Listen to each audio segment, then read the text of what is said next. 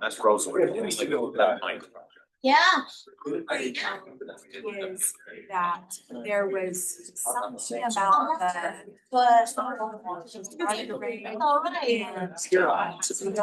was there. Is there one story? I don't know what it was.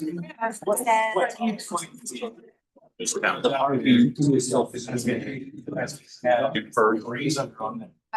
push on that year. Last year I don't have to. This is really game. Yeah. That's what. That was That's what we come back. Asher, the fight just have to make you. Same thing.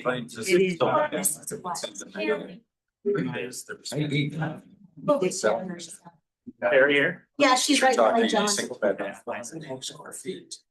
don't. Yeah. You keep on saying go around. Yeah.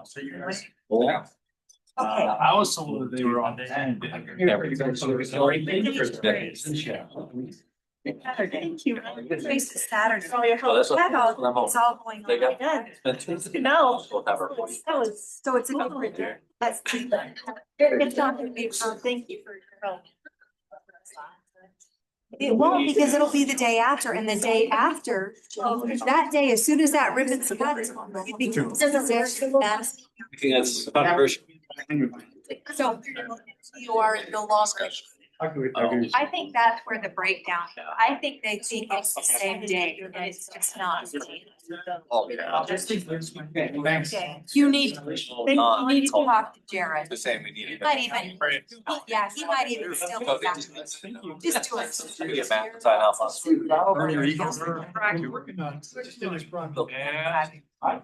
Is that you, that? I'll see you now. See how.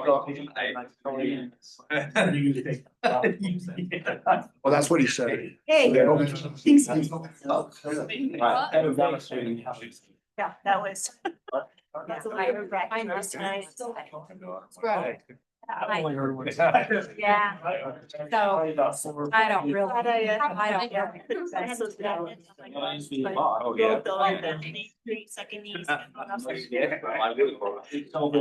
Oh, yeah. All my family had.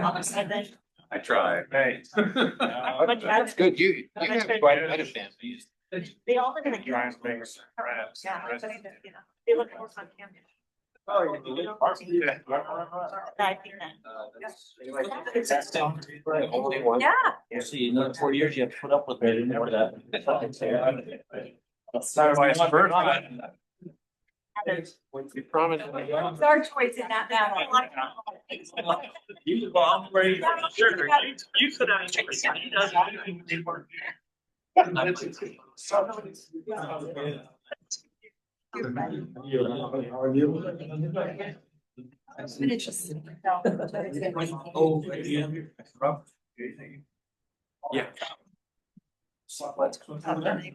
Yeah. 3 years time. Yeah.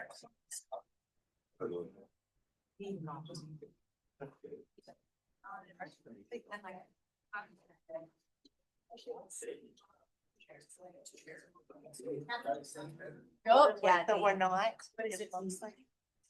We'll make room for you. We've been getting a letter from.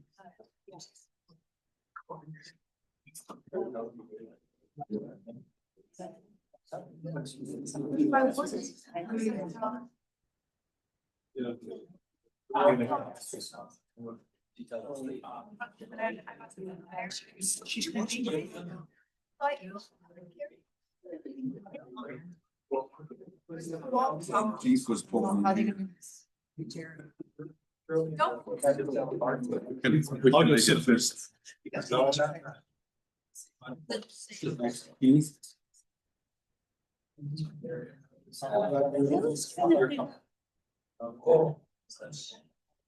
Your brother. I just.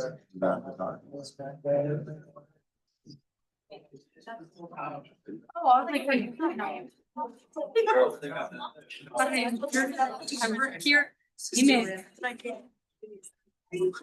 Oh, I'm stressed. You're fine. You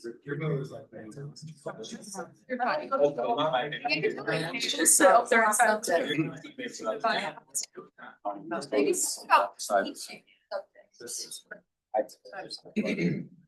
The 500 here. Now, it almost says it's kind of hard to find. The market. Yeah. I've seen the light. If you're gonna show up. it is-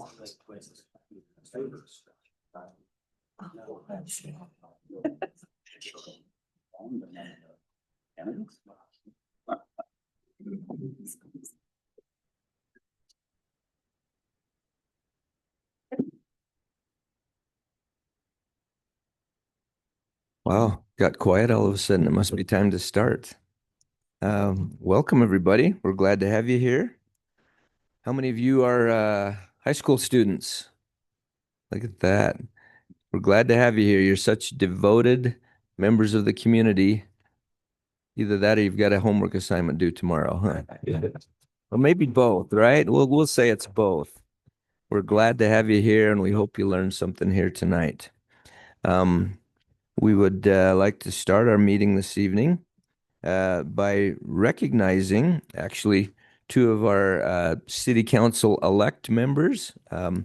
Mr. Bill Riggins here, who we will be working with here a little bit later on the agenda, and we've got Alicia Tejan here as well. Raise your hand, Alicia. Thank you.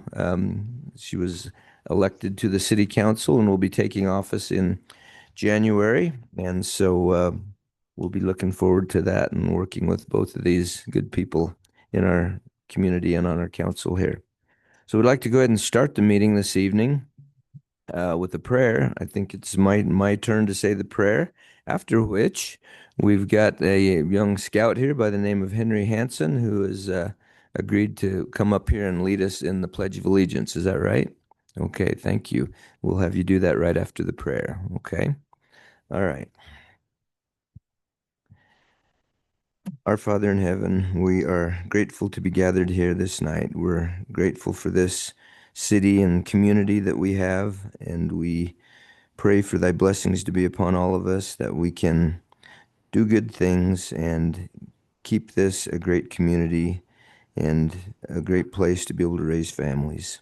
We ask thee to bless us this night, that we can consider the things on the agenda before us and be able to be thoughtful and conversational with each other and be able to make good decisions that will have positive effects on our community.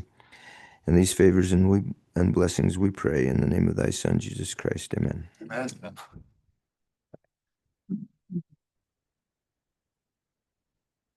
The audience, please, guys.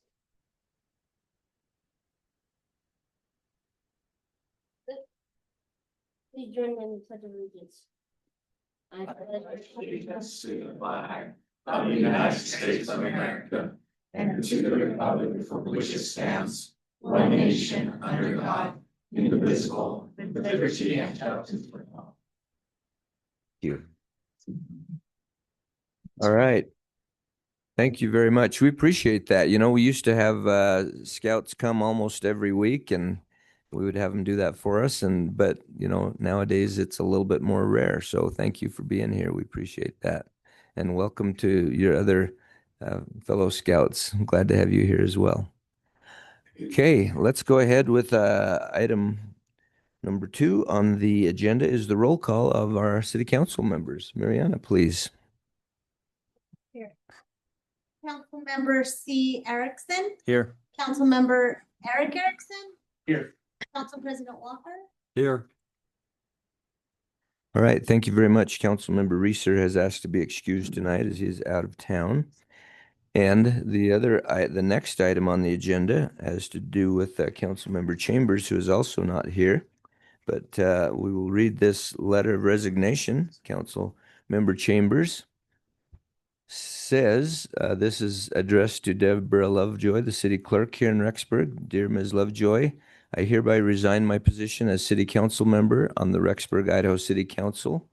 Please notify the mayor and city council of Rexburg that the effective date of my resignation is November 5th, 2025. Sincerely, Robert E. Chambers. We hate to lose Councilmember Chambers, but he's been called to be the temple president, and that keeps him pretty busy in the evenings. And so we will accept that resignation, kind of sadly, but excited for his new venture in life. So that brings us to item number 4, in which I would like to nominate the gentleman who finished. The idea was to nominate the person who finished first in the voting last night, but since he's already here on the council, we went to the person who finished second in the voting, which is Mr. Bill Riggins. So at this point, I would like to nominate council member, or nominate for our city council, Mr. Bill Riggins, and to go ahead to take the place of council member Robert E. Chambers. Is there a second to that nomination? I'll second. Seconded by council member Erickson. Is there, let's all in favor of that action, please say aye. Aye. Any opposed? All right, that motion stands and passes. At this time, I would like to invite our newest council member. I guess he's not officially a council member yet until we do this action, which is administering the official oath of office. So, Mr. Riggins, would you come up here, please, and I'll come around the front.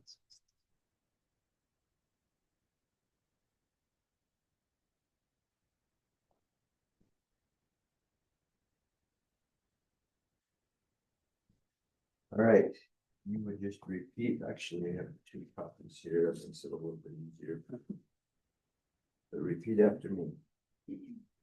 I, state your name, William J. Riggins, do solemnly swear do solemnly swear that I will support the Constitution of the United States that I will support the Constitution of the United States and the Constitution of the State of Idaho, and the Constitution of the State of Idaho, and that I will faithfully discharge the duties of council member and that I will faithfully discharge the duties of council member of the city of Rexburg of the city of Rexburg according to the best of my ability. according to the best of my ability. All right, congratulations and thank you very much. And we will Thank you. take Mr. Chambers' seat, which is now.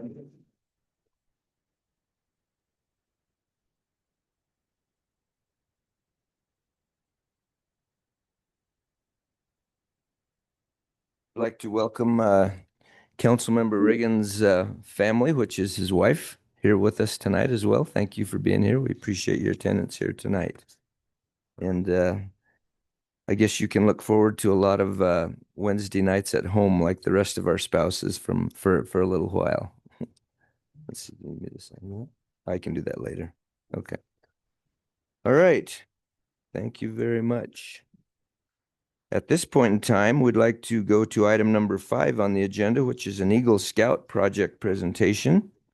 This is a project that was done down in Eagle Park by Zabian Richard and Henry Hansen, who led us in the Pledge of Allegiance, and also a project out at the Legacy Golf Course. We have a Well, Mary, yes. Henry was at Legacy Golf Course. Sorry, what? Henry was at Legacy and Zabian was at Eagle. Okay, yeah. Henry's project was at the golf course and Zabian's project was at Eagle Park. We really appreciate these projects. They were very helpful to us, and it's really kind of nice to have some Eagle projects going again. Like I said, it's been a while since we've had some of those being done, and it's really nice to see that happening again. So, do we have that on the that we can bring up on the screen and show that?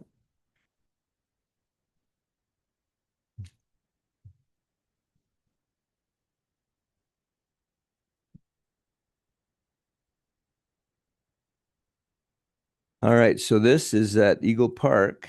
These are some benches that were made, and I really like that they were made, some of the old wood that was cut down from the tree project out there. some of the dangerous trees that were dead or dying. Our fire department crew had gone through there and cut down a lot of those trees, and Zabian was able to take some of those trees and use those for the base for the benches. So I think that's cool because it gives it kind of a campy look, right? Kind of a woodsy look, which is what we're looking for down there at Eagle Park. Let's see the next slide. This is a project that I really, really appreciate. We had this faucet, as you can see, is just running, and it had been running like that for quite a while, just running water down. I guess maybe we should have been claiming recharge credit for it, for water going into the aquifer. But our Parks Department was just struggling to get this done because it was kind of a low priority because they had so many other things that they were trying to get done this summer. A lot of athletic fields were burning up because of water line breaks and things like that. So they were pretty tied up and didn't really have time to do this. Zabian, I believe, if I've got the story right, was able to contact, is the plumber a relative of yours, like an uncle, your uncle or something? He was able to talk his uncle into helping him, and they dug down, way down deep, and pulled that old hydrant out and replaced it. I think we've got a picture of the new one in there. I think, is it next or is it? Yeah, there we go. Put in a new hydrant that doesn't leak and put a nice little base around it and just made that look really nice. So we're actually saving water as well as just having it look a lot better. So thank you very much. Do you want to stand up and give everybody a wave and let us give you a hand?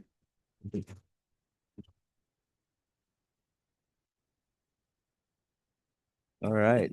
Thank you so much for your work on that. We appreciate it. And I hope it scores well on your Eagle Project application. I was a Scoutmaster for 9 years, so I know what getting that paperwork is done, or getting it done is like. Okay, let's go to the next slides. We've got Henry's project, which was at the golf course. You can see I had quite a little army there. Took some of the old benches and scraped the old paint off of them. And if you go to the next slide, you can see what the result is.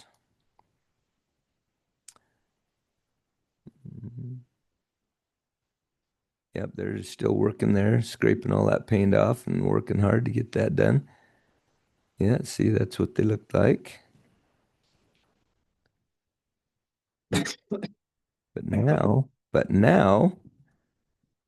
oh, that's part of the Eagle project, Eagle Park project there too. Another little tent camp pad. Okay, there we go. Now there's the benches at the golf course. See how much better they look, and actually don't look like a rundown golf course. It helps us to look a little bit like a better golf course. So that's a great project. They look good. So Henry, we need you to stand up and wave to the crowd too, and so we can give you a hand. All right, yeah. There you go. I like that full dress with the neckerchiefs and the hats and everything. You look like a first class scout group there. So thank you so much for your efforts. We appreciate it, and encourage all of your fellow scouts to go hard after those eagles and do some more eagle projects. I'm sure we'll have more things that that they could help us with in the future. So thank you very much. All right. Any other comments? Councilmember Johnson, did you have anything you'd like to add to that? Thank you so much. I think it was wonderful. Those were needed projects and we really appreciate it.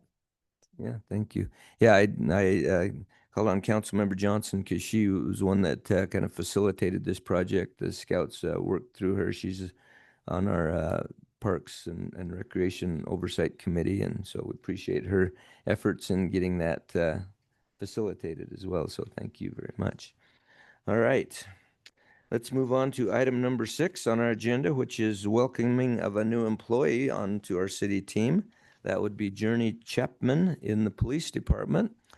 Journey, I hope that you were warned that we would like you to come up to the podium and tell us just a little bit about yourself and let us get to know you a little bit, if that's okay. Hey everybody, I'm Journey. I just work for the police department and I just work front desk / parking enforcement. Something about myself is I grew up around here. It's a great community and I am super excited to learn these new experiences and to involve myself with the public more and get to know the public. Other than that, I don't really have anything else. Can you just inform the council of exactly what your position is and what you'll be doing?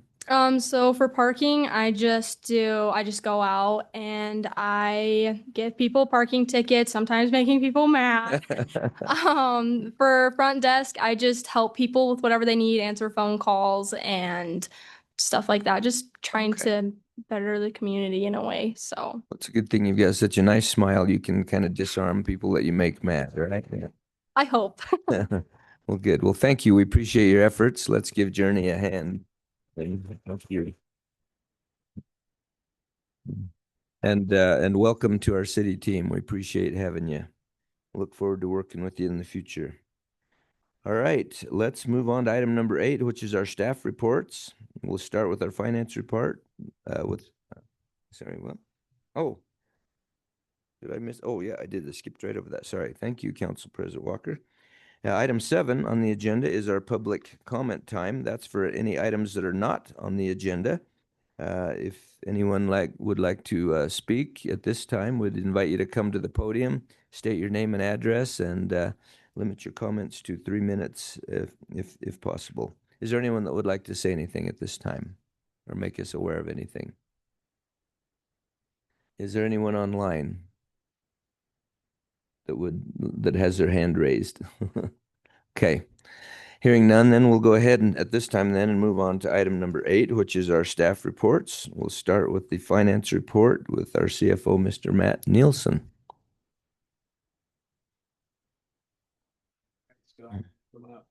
Oh, it's the 250th, I think, is the first item. No. It does.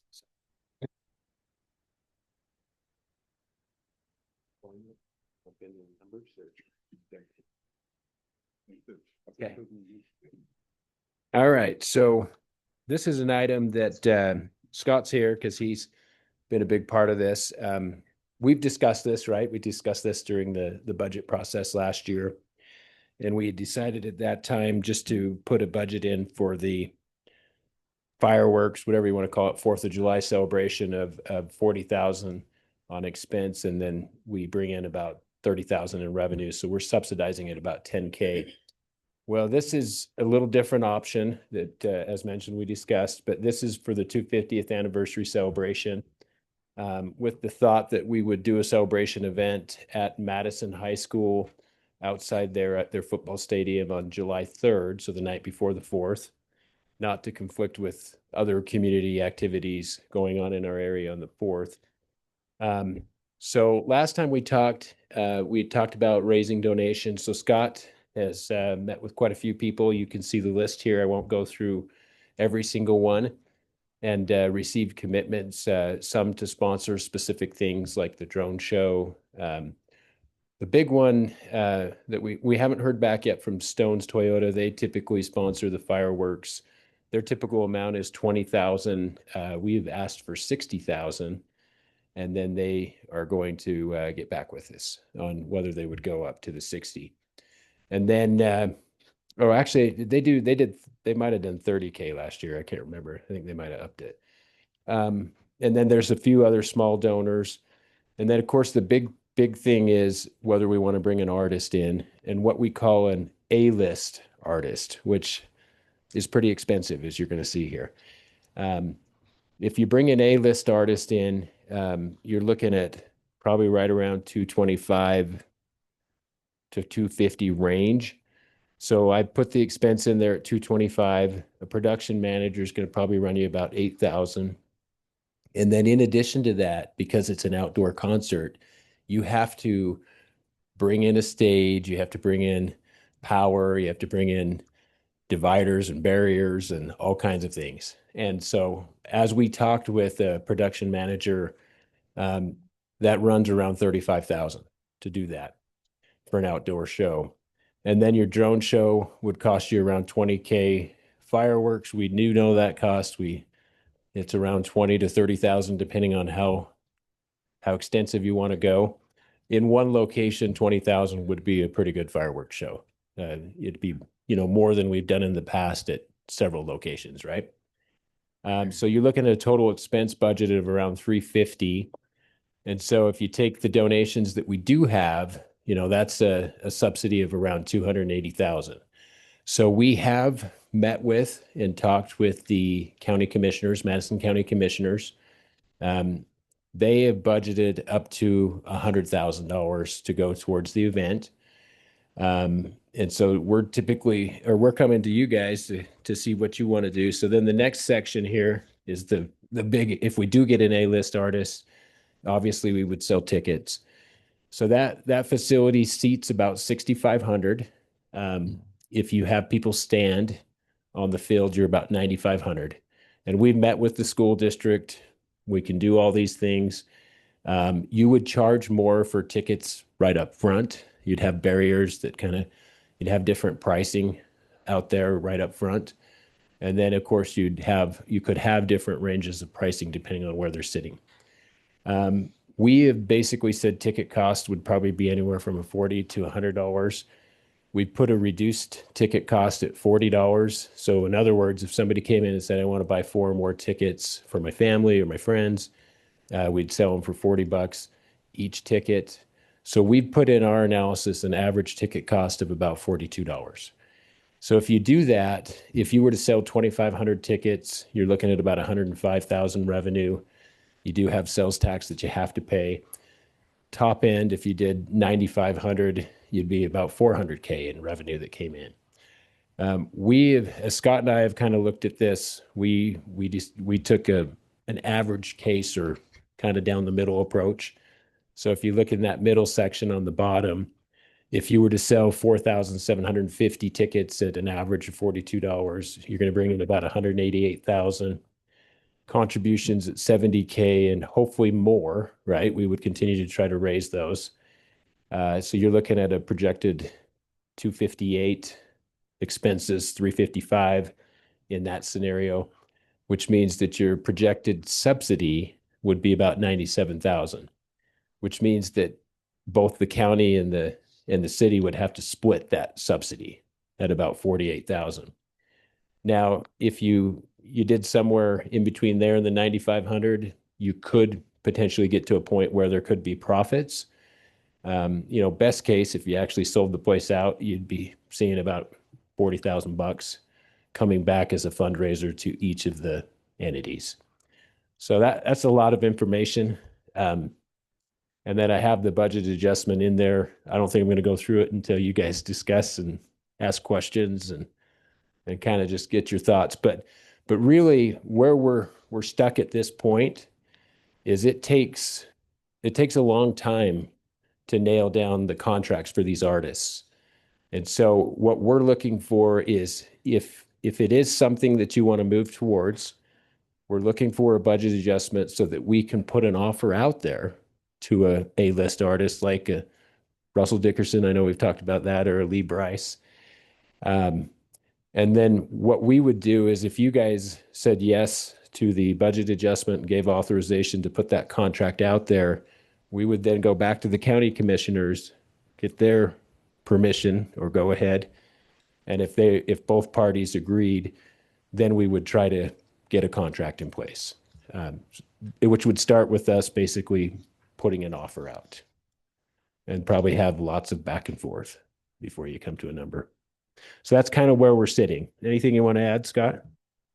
Yeah, I said yes. No, I'm just joking. Yeah,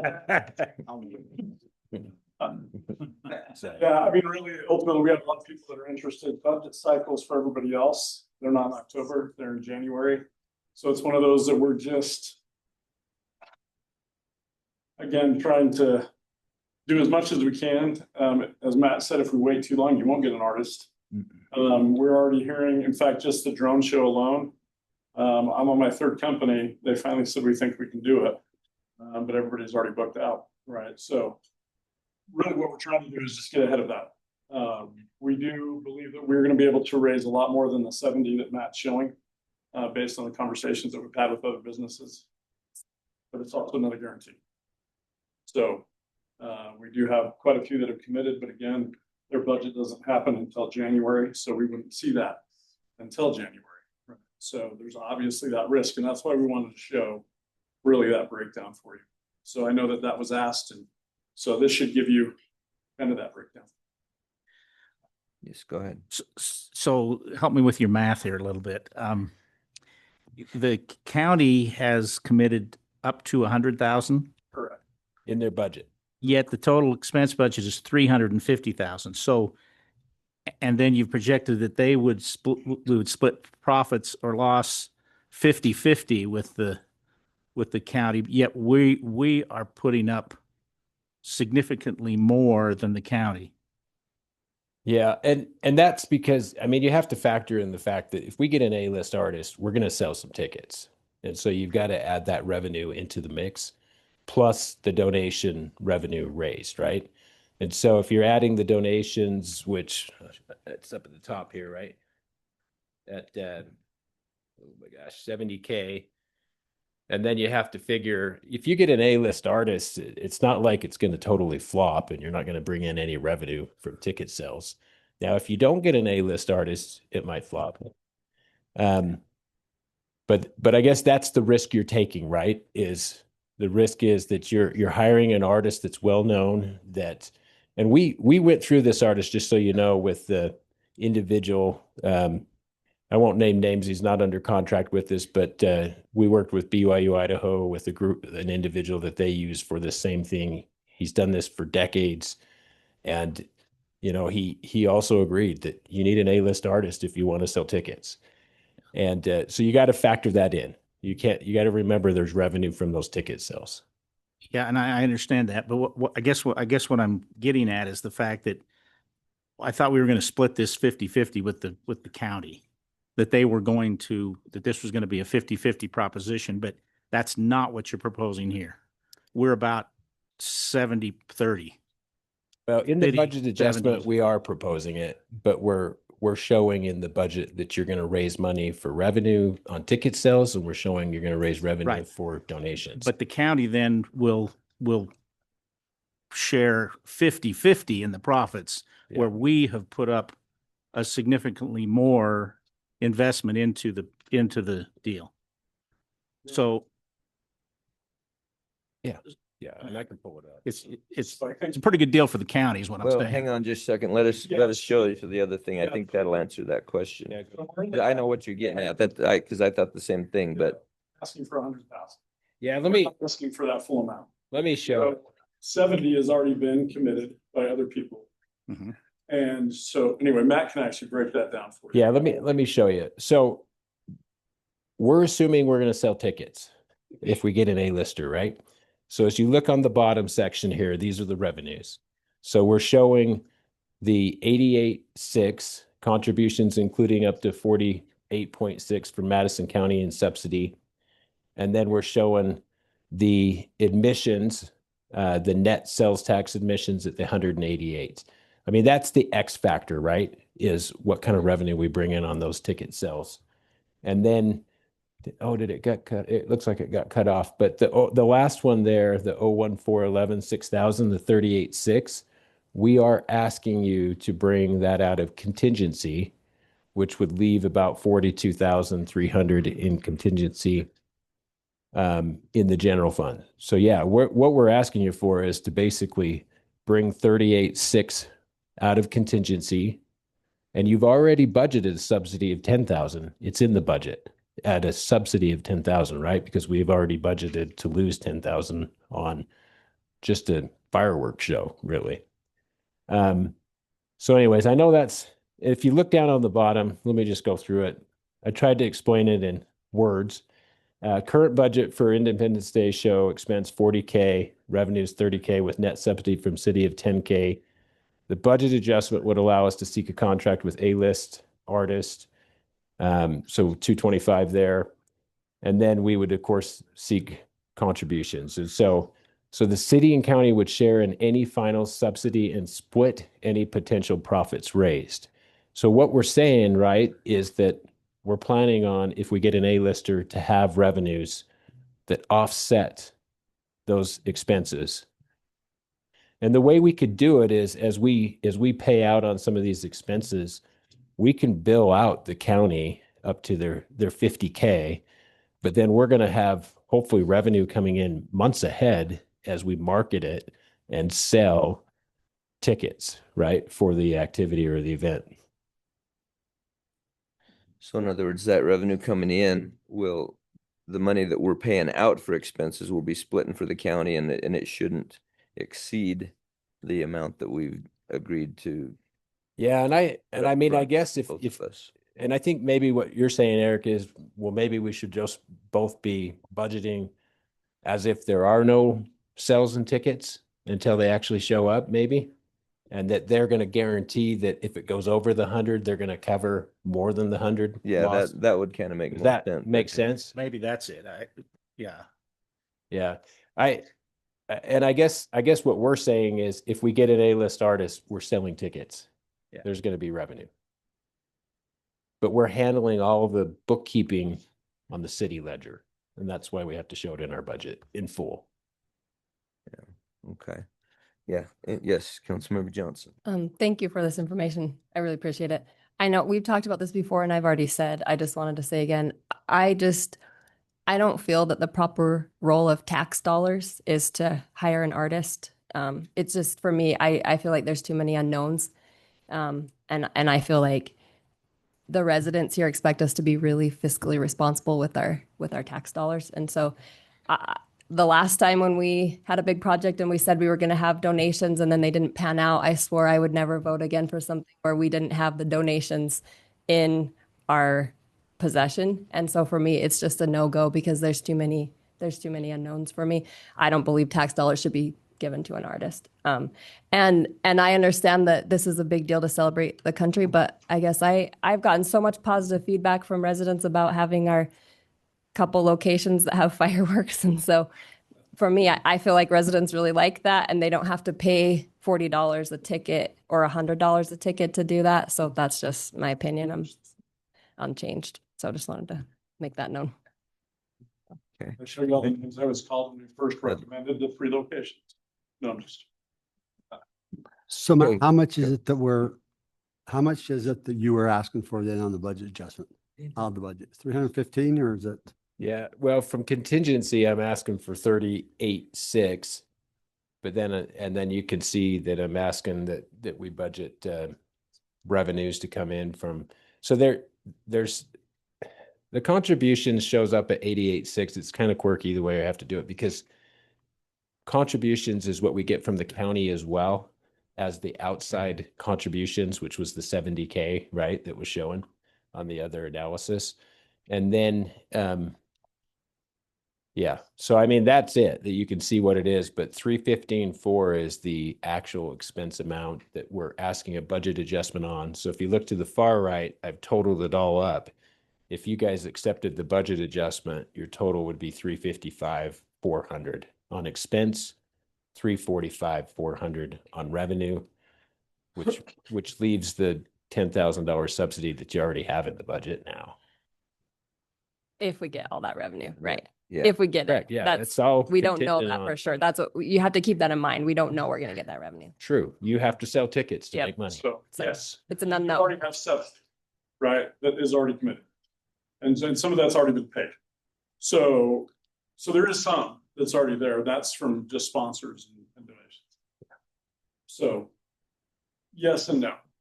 Well, I'm just saying you don't have that revenue right now. I think that's important to make clear.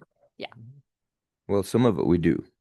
Some of it we do have. No, not all of it, but you're never going to have all of it until the actually event happens. Yeah. So there is that, and that's the risk that you don't sell any tickets. But, as you said, if you get a good artist, you're going to sell some tickets. You're going to sell tickets. But, Councilmember Erickson. So I really want to celebrate our year, our country is, 250 years.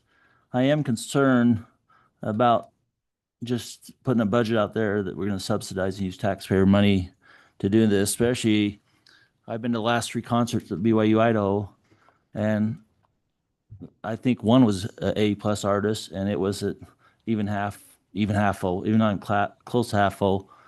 I also been down at the Eastern Iowa State Fair concert there, not sold out.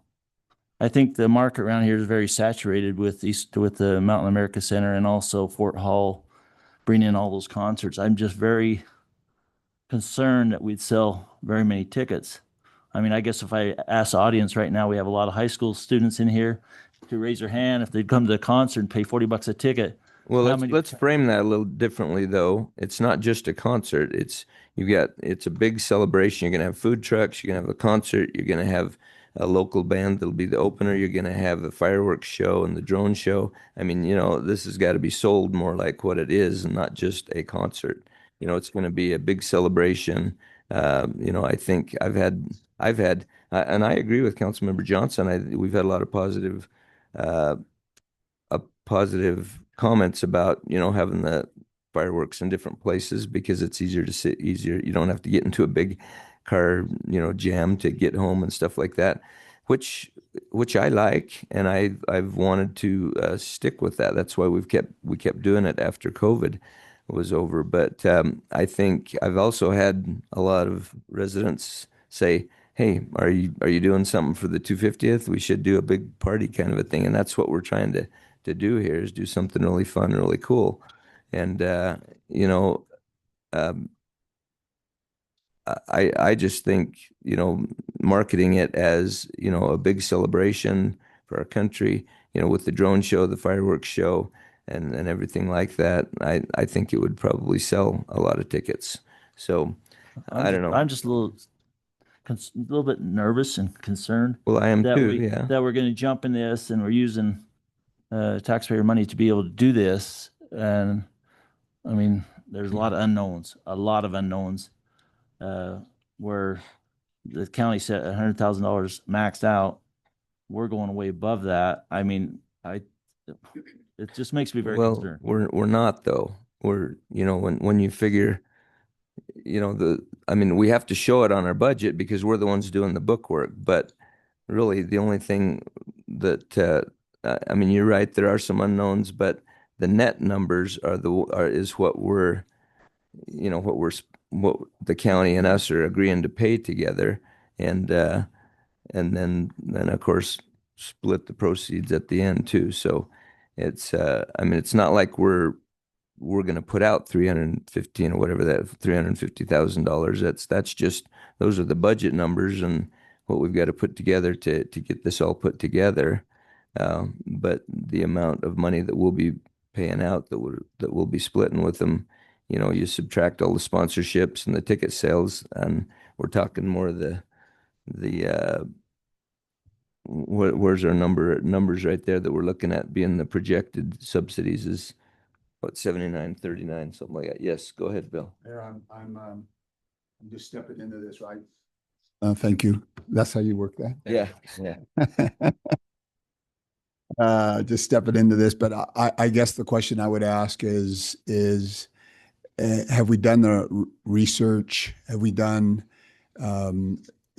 looking, if you were to poll people and say as far down as Salt Lake, has any of this been done so that we can actually look at and say, yeah, I'm concerned with the same thing you're saying. I go to BYU, we go to BYU Idaho concerts, and they're not filled.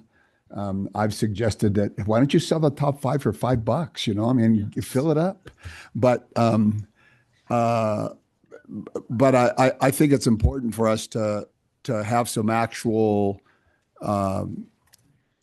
numbers, or people that are into this, right, who could do the necessary research and say, yeah, you know what, you could draw. We're saying to you, you can draw 9,000 people that are there, right? Then if we can, then the bottom line says we're going to make money, right? But if we're just guessing, I think, I'm in the same boat with the rest of the folks here. No, there's always gonna be that, right? Anytime you do an event like this, unfortunately, that's just part of it.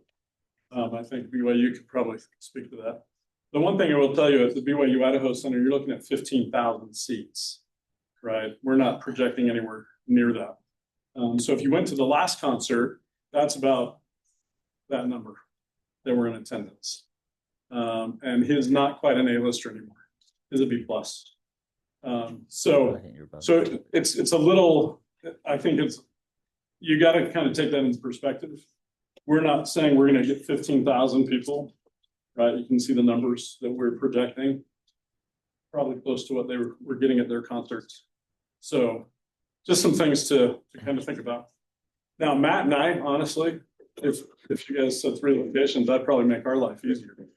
But we've been asked to look at doing something bigger and better.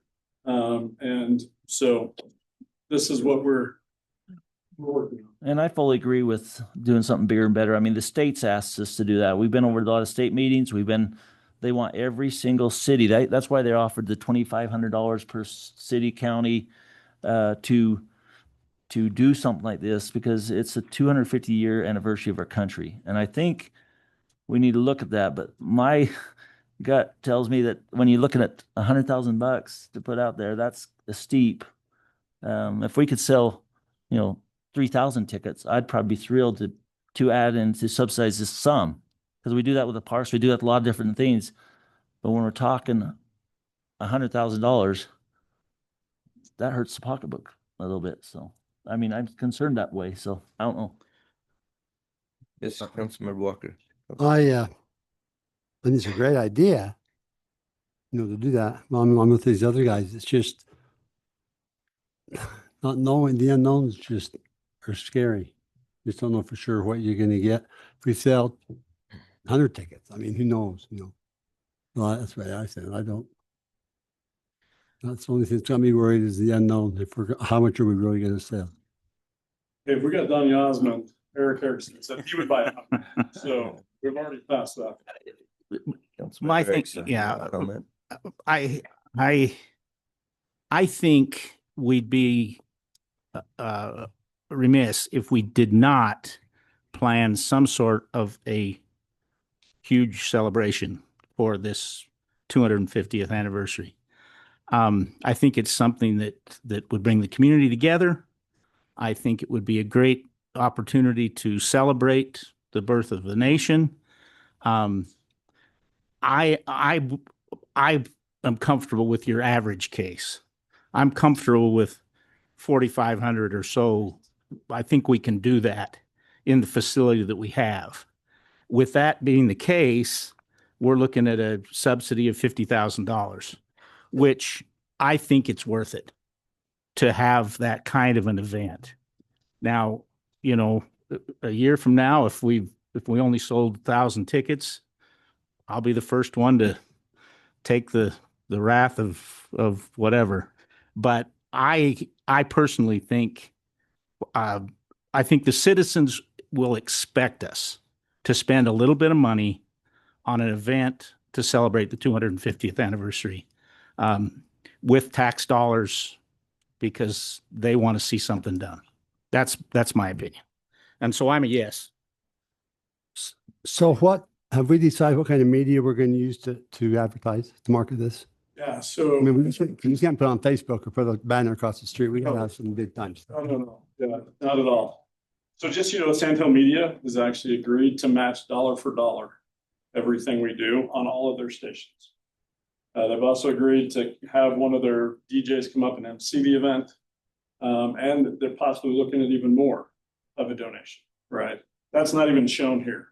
Again, there's so many things that we're still working through, just because our timing is weird. October is our budget cycle. Everybody else is, on the calendar year, right? So they can't really say anything until January, but it just puts us at such a difficult spot to try to find an artist after January, right? So that's really why we're here.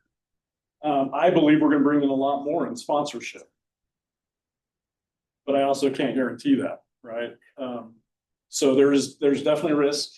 I believe that we're going to be bringing in a lot more than we're currently looking at on sponsors, but so, yeah, I know we're looking at going all the way from northern Utah all the way to southern Montana as far as the advertising goes. So a lot of radio, a lot of print. And you got to remember, you know, it's to me, I'm thinking about it, trying to visualize, you know, the advertising and the event itself. And you're talking, you know, you've got a nice outdoor venue, you've got a big party atmosphere with the food trucks and everything, and you've got we've got a local band that's going to play that filled our Romance Theater, and so I think a lot of people will come just to see them. And then you've got another, you know, you've got the well-known artist that comes, and so you've got that going on. You've got the fireworks show, you've got the drone show. It's going to be kind of a unique event in the area, and I think it'll draw a lot of people. And I just think people will be happy that we did it. And you know, I know there's risk. I know there is, but I think we can do it. I think we can have a really cool event, and I think, you know, we can. I think we'll do at least the average case, and maybe better, and maybe even make a little bit of money. But if we don't make any money and we just break even, or if it costs us a little bit, as Councilmember Erickson said, I think it's worth it to do something that is kind of out of the ordinary, and to do something that'll be really fun and entertaining for the community. And, you know, we're celebrating a big thing, and then next year we go back to the 2 locations, and the same way, you know, we've done it before.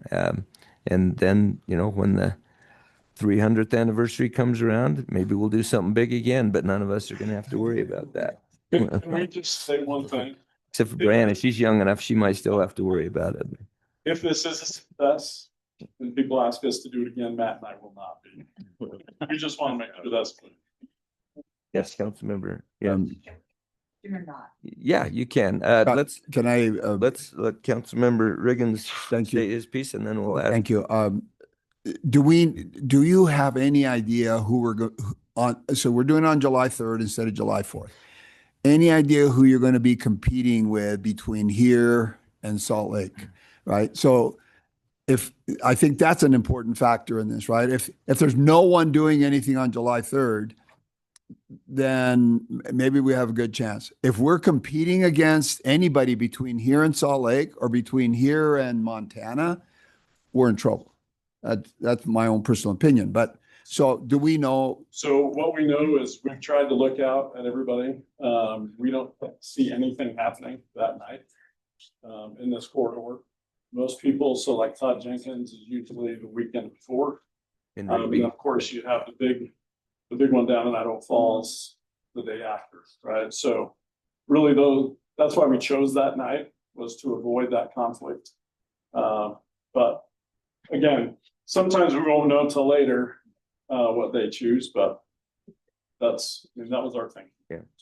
Mayor, can I say one Yeah, thing? go ahead. And then we should move on, right? We should vote and move on, because I think we've said everything. Yeah. Well, we're gonna take a few comments here. And yeah. I just wanted to say that,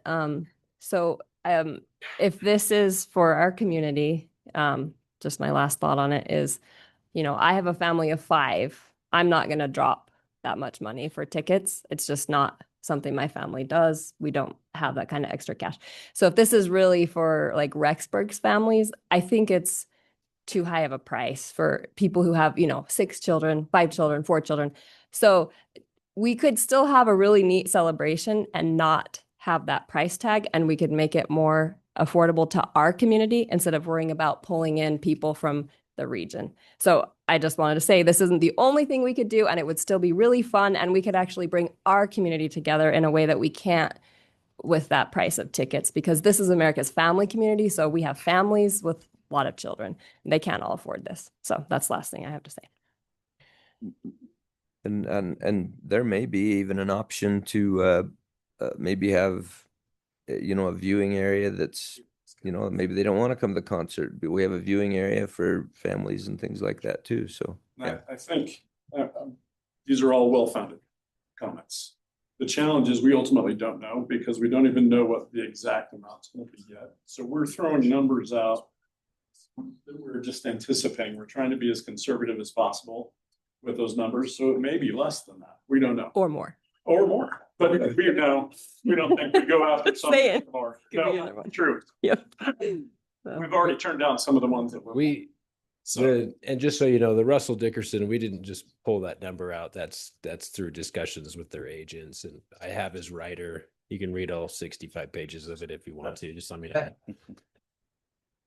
And Mayor, can I? Yeah, Councilmember Erickson. You know, I do agree that we're going to have a celebration. It's going to cost some money. I'm not trying to say that we don't put out the funds to be able to do this. I like what Councilman Erickson said, that, $50,000 to look at it different. I think that's possibly doable for our community. I'd like to say maybe lower the ticket rate a little bit lower. Build the stadiums. I'd rather have that BYU Idaho Center full at $5 a ticket than having the front. And I think that artists appreciate that. When they get up on the stage, they want to have that place packed. So, I mean, I'm not totally against, but I think we got to be very careful on the taxpayer dollar as we do it. Yeah, well, agreed. I think we all agree with that. There was some, yes, would you mind coming up to the podium and just, because the proceedings are all recorded, so we need to have you on the mic if possible. My name is Bonnie Riggins. I just have a couple questions. Uh-huh. So this would then take precedence. We wouldn't have anything on the 4th.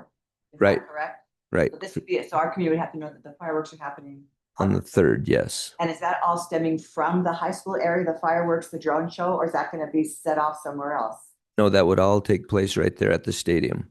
So If you've ever been, There's food trucks outside the stadium so people could come and not pay to go into the concert, but hear it from the outside and get the food and all that. Because like Mrs. Johnson said, well, we want to bring families and 9,500, not even, what do we have, 20,000 residents? well, 40,000. 40, okay. Yeah. Students, with the students. Yeah, 50 if you count the county, but So that would be a celebration for the community, is what I'm saying. Unless we can all gather around the high school, come and go, buy the food, see the fireworks from wherever. But if it's just there, is it gonna produce enough for the entire community? yeah. Well, the logistics of that. I'm not opposed to it. That's my concern. I've got 3 grandkids. There's no way I can afford to take them. So I'm just thinking of like Brianna said, we need something for the community, like the actual, not bringing them out from state, but from us, for all of us here. That's my question. Yeah. Okay. Well, thank you. Appreciate that input. Yeah. And I think those are good comments, because we can incorporate those into the planning and try to figure out, some areas for, maybe some viewing areas that are, either not chargeable or a very small amount or something like that, maybe. Yeah, and that is actually one of the things Family we've looked ticket at. or something like that. One of the things we have looked at, we're just waiting to hear back from property owner, is a place where people could actually go and watch those fireworks. I think one of the things we do need to think about, though, is not too many people actually go to the current fireworks. I drive around every time, and I know Brianna, we talk about this.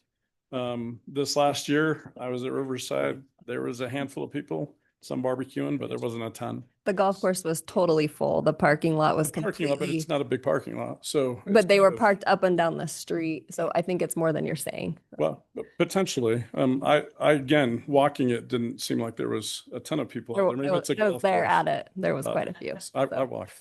So I guess what I'm saying is community likes people are gonna- fireworks. People are going to be able to see it. That's why we chose the high school.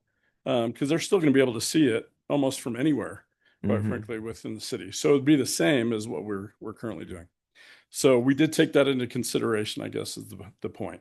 So be able to see that. Again, we're also working with a landowner that is just to the west and south that would potentially allow for viewing as well. So there would be that opportunity.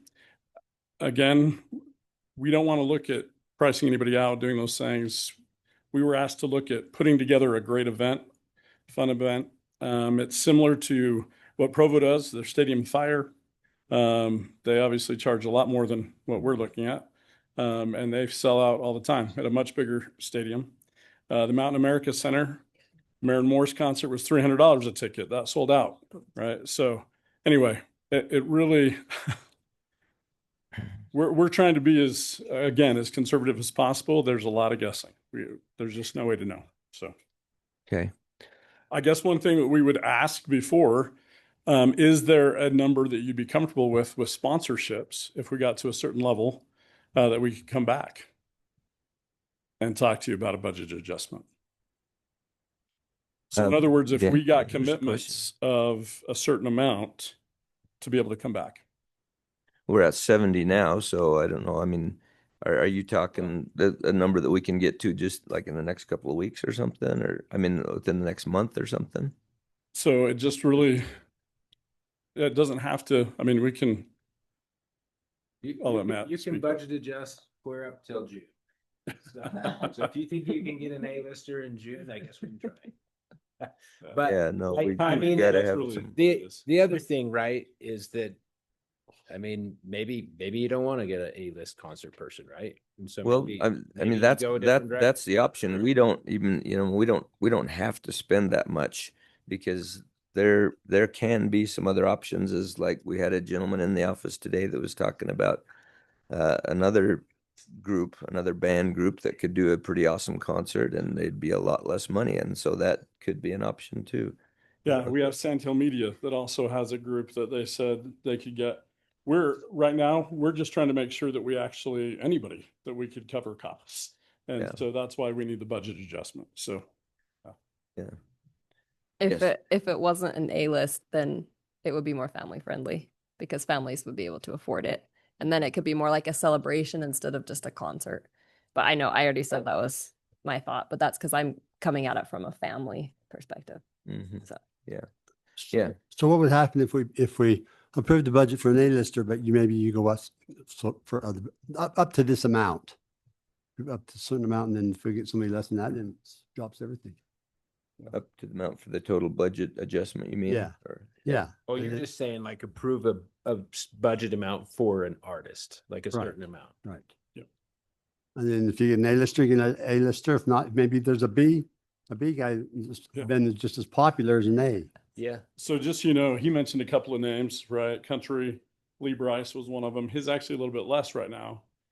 The reason we were going with Russell Dickerson is because he was less, but he just released a single that skyrocketed and now he wants more money. So he may not be the one we go after. That's, again, there's so many different things at play. It's hard for Matt and I to tell you that there's a crystal ball and we can say this is what's going to happen. This is going to be perfect. There's just no way to do that. So anyway, we just asked that if you want to make something really fun and good, work with us. We'll do whatever you tell us. Again, if this is successful and you want to do it next year, Matt and I will not be participating. We'll just tell you that. Well, I don't think we're gonna want to do it again next year. We'll do it. We want to have a big celebration for the There you go. for the 250th coming up, and then after that, we want to just celebrate kind of normally for a lot of years. So And I'm over that that's and my I'm take. great with that. I can do that all day long. Yeah. So. Unless I mean, if it was very successful and we had a private company that wanted to take over and do it, then I'd be open to that, letting them take it and run with it. But I don't think that. Can I just add Yeah. something? And I mean, if you guys don't approve this tonight, right, we're simply trying to know what our direction is going forward, right? Right. I guess like to Mike's point, if you do want an artist, it'd be nice for us to have a budget and know, because then we could go to the county commissioners and say, are you comfortable with that budget? And then we could come back to you and say, here's your options. And then maybe do the rest of the budget adjustment at that point. So to get to the point, would you entertain a motion? Yes, I would. I will move that we accept the budget adjustment as proposed by staff for the 4th of July event for 2026. Okay, there's a motion on the table to amend the budget, do a budget adjustment for the amounts shown. Is there a second to that motion? I'll second it. Second by Council President Walker. Is there any further comments or discussion before we vote? Can I just ask one question? Yes, you certainly may. That's why I- that's why I asked. How much do you have budgeted for advertising on this? What are you seeing? So we didn't. Let's see, where is it? Right here. Yep. So we kind of lumped some of it, right? So the advertising, you have to hire a little bit of part-time labor when they come in, supplies and ticketing software. We've got it at about 42,000. Now, remember, we have an agreement to match that dollar for dollar right now. So that's And 80,000. Toyota themselves have said, hey, we may even throw in some. Okay. marketing. We just don't. Yeah, I personally believe $42,000 isn't enough, but that's again, that will be, from my perspective, that will be the biggest. You can have the best show in the world, but if you're not advertising it, and so I'm concerned about that.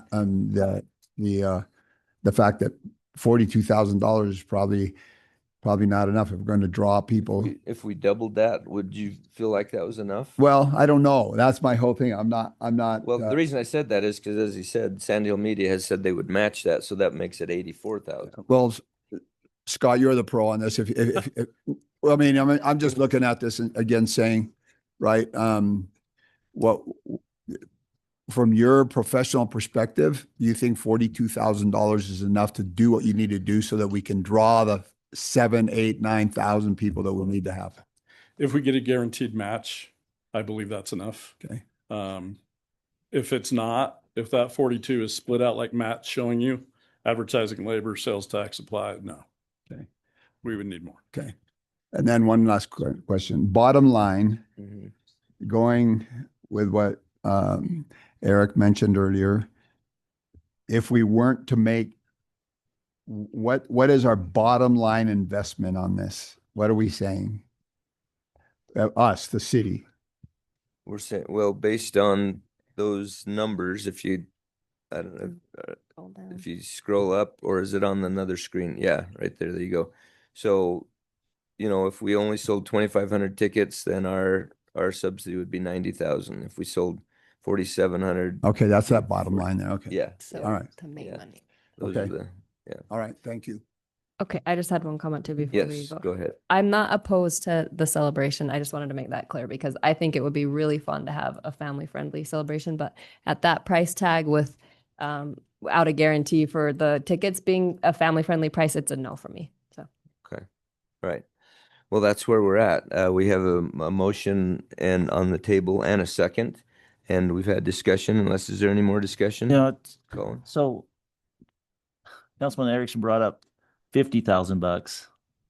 I'm just trying to wrap my full head around what we're going to be agreeing to or not agreeing to. Is it $90,000, $100,000, or $50,000? Our share is 50 or 48 something. On- The total would be 97, but the county would, If we sell 47. the county. So our share would be up for the, okay, that makes the sense. best case is that you're talking about. Yes.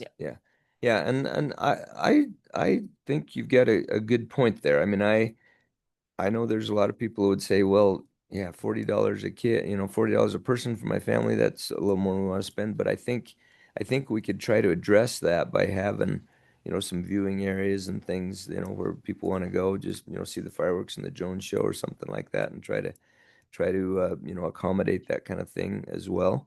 We Yeah. can certainly take that into account. We realize that this is an odd request for all of us, right? Trying to figure this out. $40 is what we're saying. That doesn't mean that's actually what it's going to be. The average that Matt's showing is 42. But again, there's probably going to be a VIP section that's going to be more. Mhm. There's probably going to be some seating that's in the stadium that's more, right? Anyway, so it may actually be less. We just don't know that until we know who the office is Yeah. and how much that's going to cost us. Anyway, so that's where it gets a little tricky. We've tried to be conservative. That 40, it may not be that number. It may be 25. We just don't know until we actually. To me, that's a figure lot the better hourly. for family if we get down, not go up. Right. Let's involve the whole family. That's not to go up. Yeah, let's try to get the whole family there and not just the few that can afford it. Let's try to get the family that can Trust me. have I a think I'll family have event. more kids than Yeah. most of you. Although, I mean, you got to kind of think of it as kind of a bigger event. You're not just going to see a fireworks show. It's a bigger event. You know, it's kind of like, I would compare it to maybe not going to Lagoon because that's kind of an all day thing, but a little bit more like something like that where you're actually going to a bigger event. Maybe you're there 4 or 5 hours, doing It's a lot less than a BYU football game. And I agree with that, but if we can sell, 9,000 tickets for $20 a ticket compared to $2,500 for $40 a ticket, we're gonna 3 times our money. So that's why I'm looking at it. If we can sell and fill a place and have a full community involved with the celebration, which it should be, then I'm for it. I mean, I'm And just, again, we've also been conservative on the numbers, right? We have 9,500. That's kind of the max. Randy has told us they believe they can fit more. We just, it's never been done, right? So we've tried to be as conservative as possible on our numbers. We've tried to say, and we've tried to make sure you guys understand there's a risk, right? That's why we have these numbers. So we're not here to argue. Yeah. We're just here to kind of say, hey, When you think, if we want to do something great, we're going to have to take a risk. If you don't, that's okay too. your ticket price is going to depend how much you pay for your Absolutely. It all depends on who we get, right? And it's always going to be cheaper if we can do it now than if we wait, right? And that's what Matt and I are facing, is it doesn't matter who you go after, right? Even a B-list artist, if you get them now, it's a lot cheaper than if you wait until after January. So that's really what we're facing. But I'm also, I'm willing to, I'm willing to go with it. I just want to, Councilman Johnson's insights. I just want them to be considered. I want to be able to say, we're going to have this place outside for $5 and kids are going to be able to go on slides and you're going to have these things, out on, it's going to be a community part. You want to go inside and participate in the concert, it's going to cost you $40. But if you want to still be with a community out around it, whatever, we're going to have these activities for young people to be there for, whatever, the blow up slides, what, I don't know what, but can we bring the two together so that when we say, if for some reason we were not to make the money, we said, yes, we spent $50,000, but it was well spent on our families and our community. Event. Yeah. Yeah. I get that. I think that makes sense. But that's not part of this motion, right? I mean, that we haven't, It so certainly can be. Yeah, it certainly can be. We can. how? We can- Is you is just- this part of this motion? Include, on the motion that's on the table. That's Yeah, what I'm saying, you can yeah. amend the motion. Yeah. Amend the motion to try to include. I will amend the motion to include that we do everything possible to make this a family-friendly event that is not out of reach of most of the families in Rexburg and the county. In other words, Does that Yes, but what does Suffice? it mean? I mean, It doesn't we mean don't know. Yeah, so You probably it won't know doesn't until mean you get- anything. We don't have anything in front of us. We But you don't know what probably it won't know until you means. start- It's just fluffy words until we see, But you probably won't know until you start planning. stuff. again, you're asking us to kind of give you the impossible because we won't know until we can get an artist. Right. So it's this. But I It's feel like challenging. if you want it to be family friendly, you probably have to revamp some of what you've shown us. No, because what we showed, if you remember, the whole outside is a vendor village. And it's actually the chamber they've agreed to be over that. So there are things like that we've anticipated. So again, I know it's been a while since we originally talked about this, but there's going to be that. If you get the wristband to go into the concert, you can come in and out.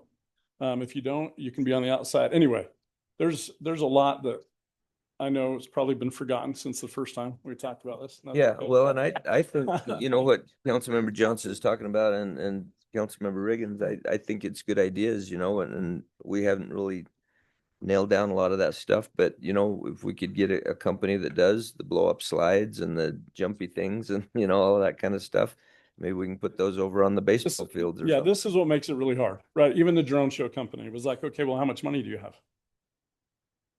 Sure. No, we actually do have, we luckily we have a donation specifically for that, so I can tell them, but it's hard to even work with somebody unless hey, this is what we're spending. What your So, budget is. Yeah, so, We're just, Matt and I are asking you to put us out of our misery, one way or the other. That's all we're asking. yeah, And I'll second Eric's. okay. All right, second by Council President Walker. All right, so that was good discussion. Thank you. At this time, we'll call for a motion. All those in favor, say aye. Aye. Aye. And those opposed? Okay, that motion passes. We will go ahead and get to work on this, but we want to duly note all of the discussion that we've had here tonight, and we do want this to be a very family-friendly event. Taking into account the comments here that have been made, and want to have areas where people can bring their families and kids and things and have a good time and be able to celebrate the country all together. I think that's a great plan and a great idea, and a lot of good comments. So thank you for all of that discussion. So Mayor, we would ask for 2 council members as volunteers to sit on that committee with us. So Okay, anybody that would like to be on the committee and any of you that would like to be on the committee to help plan it? For the 3rd Yeah, of July. yeah, this big celebration thing. I saw Councilmember Johnson raise her hand. Yeah. Do you want to be on it to help plan the family stuff, or Sure. Come on. Yeah, okay, sure, I will. and Good. That would be awesome. Okay. who else would like to be on it? Okay. Bill? Perfect. Okay, great. Thank We'll you. get you down. Thank you. Thank you. Appreciate that very much, and we'll look forward to working with you to have the best event that we've ever had. All right. Okay, let's move on to item number B. Well, no, we're still on the finance report. Yeah, All right. I'll go quick. Item number 2, I'm definitely more comfortable talking about review this. fiscal year and budget and brief. Here we go. So I'm not going to spend a ton of time on this, but if a lot of you that have been here know that we put out a budget and brief every year. When citizens come into me and say, hey, I want to learn about the budget, that's where I direct them. And we have probably, 10 plus years on there so they can go see them. These are simply the highlights. I'm not going to hit every one of them, but it's just there for you guys to understand kind of the major points of the budget. I am going to hit a couple things though. So with utility rates, you'll recall that we actually cumulatively with all of them reduced them. But we will be coming back to you guys with a rate increase recommendation for January. And remember, we waited on that because of the study that's going on. And so we're getting a lot more information on that, and we'll be bringing that to you. And then lots of projects. I won't rate them all. Sewer has a tremendous amount of projects going on. And then this one I think is a kind of interesting. Hey, Matt, can we pause for just a quick second, because you mentioned the sewer's going to have a lot of stuff going on. I Yeah. think it's probably good for all of us to understand and know kind of what those projects are, especially the ones that are going to affect Riverside Park, because we've got a sewer line that's going to be going in, and that affected the park in a pretty bad way this year. We had a lot of grass problems, because it wasn't getting watered. Unfortunately, that's probably going to be pretty similar this next year, because we're going to try to get them going on those lines as soon as possible. But right now the groundwater is still pretty high, so they can't go on it until that groundwater level drops down. But just so that you know, we'll get them going on it as soon as we possibly can, so that we can try to get those put in and get the dirt back in place and try to get the irrigation going and everything. We had a meeting the other day with Greg and everybody, and we're going to try to put the parks guys in cahoots with the contractors so that they know what the schedules are and what we need to do to try to get that done as quick as we can and get the parks back operational as early as we can in the spring. So you'll probably get some questions about that, but it's just something that's got to be done, unfortunately, and so that's what it's going to be. Those 3 sewer items alone right there are $14 million. And they will definitely carry over into next fiscal year. So, I mean, they're going to be multiple years before they're done. The other thing I want to just show you real quick on the expenses. So total expenses, 111 million. I think this is interesting for you to just kind of understand how the money is allocated. So Public Works accounts for about 46% of that. Some of the other big ones, so parks, rec, golf, cultural arts, about 9% of that. Police, fire, ambulance, so really emergency services is about 16%. And then transfers is a huge number. And for the public, just so they understand, transfers, I mean, really, if you look at the net budget, you pretty much should take the total budget minus the transfers, because the way that governmental accounting works is you transfer money from one fund to another. So it's like you're showing the revenue in the budget twice, if that So makes so sense. really our budget is more like what, 89 million rather than 111. Yeah, so you Guess you would subtract say. that. Yeah. And then just probably this one's kind of interesting. So, I mean, we get asked all the time, you know, why don't you just pay with that with property tax? Well, next year's budget in the general fund is about 19 million. Property tax is about 7.3 million. And you can see in police, you know, if you look at how much we bring in revenue, we bring in about 1.4 million in revenue. Well, just their operating expenses alone are 8.3 million. And so really, if you think about it, we're subsidizing the police services, no capital, just operations, to the tune of about 7 million, which pretty much is all your property tax. And so you can see, this is just the idea here is just for people to understand, you know, where are those general revenues of sales tax and property tax going? And so you can see that here. Fire is about 2.2 million. Parks, Rec, Arts, those kind of things are about 2.1 million. So debt service, good news is that last year we paid off our sewer bond. We have no general obligation bonds. Thought we might have one, but obviously that didn't pass. It was yesterday, it was close. And then the loan from the DEQ is for water at 1.75% interest. There's your population numbers. I know that came up earlier. There's about 55,000 in the county. Rexburg, 73% of the county population.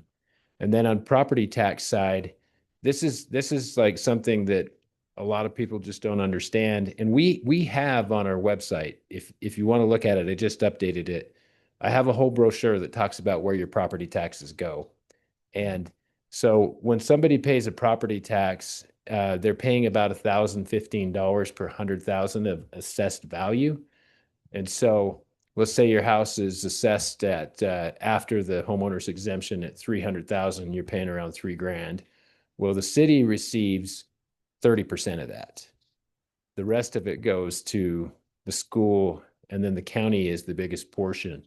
And if you look at the average statewide, cities usually get about 30%. And so we're kind of right there close. Counties generally get just under 40%. Our county happens to get about 46%. So it's a little higher. Our schools used to be actually a lot higher than the state average, but they've dropped quite a bit in the last few years as they've retired some debt. And then you can see our library is really high compared to the average, just because we have a bond for the building. And so anyways, and then as you look at this, you're not gonna be able to read that too well, but I would just encourage you to look at it. It just gives you an idea of how much Rexburg brings in per 100,000. We bring in like 313. You look at some of our neighbors, Blackfoot brings in 709. You know, Idaho Falls brings in 868. And then I also show the other levies, what they bring in. And then probably the last one that's, I think, very interesting. If you look at the average per capita, how much is brought in for property tax and sales tax. And I got to look at mine down here because I can't read that. And unfortunately, you probably can't either. But if you look at the average is about $415 for property tax that's brought in per capita. Rexburg gets about 172, and on the sales tax side, the average is 179. Rexburg brings in about 97. And so it just kind of shows, you know, how much each of these respective neighboring, some in other states, right? I show Utah in there because we do get compared a lot to the Provos and the Orums and other college towns. And so it just kind of tells you that, to be honest, we have a really low levy rate. in the city of Rexburg. And that's because, for those that are not aware, that happened, I can't remember the exact year, but many decades ago, the city council had an opportunity to raise it, but they did not. And we got stuck with a really low levy rate, and we can only raise it 3% per year. 3% is not touching inflation, and probably never will.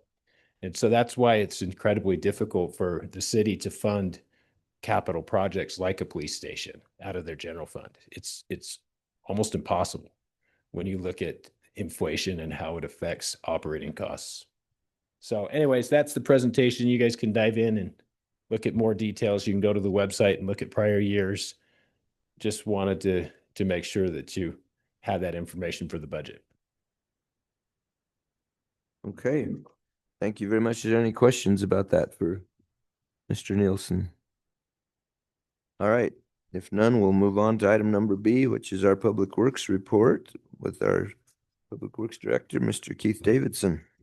Thank you, Mayor. I just have one item. Kind of we discussed that last council meeting when we talked about the airport. We're looking at wanting to do a budget adjustment to allow for us to hire a consultant to help us move forward the relocation of the airport on that. I'll have Matt kind of go through that budget adjustment. Yeah, so basically this would be in Fund 48, which is the construction fund. And the way that fund works, just to give you a big picture, is generally the items that we do in that fund are construction projects, right? And when we do construction projects, the way the funding happens is generally 90% of it's covered by FAA federal grants.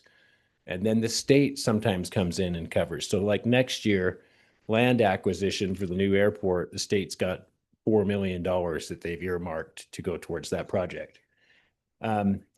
But then what happens is the city and the county split the rest of the remaining cost. And so what the city and county have been doing for probably 10, 15 years now is we've been putting aside a subsidy, if you will, respectively the same amount each year into this fund and growing a reserve. And so what I'm showing you here is that if you were to hire a consultant that I think Keith might give you a little more information on to help really keep these projects moving related to moving the airport and then also trying to seek out additional grant opportunities. Basically what would happen is we would anticipate that annual cost of around $70K. This fiscal year, we're saying it would be about $58,400 because we wouldn't be able to hire that at the beginning of the fiscal year because we're already several months into it.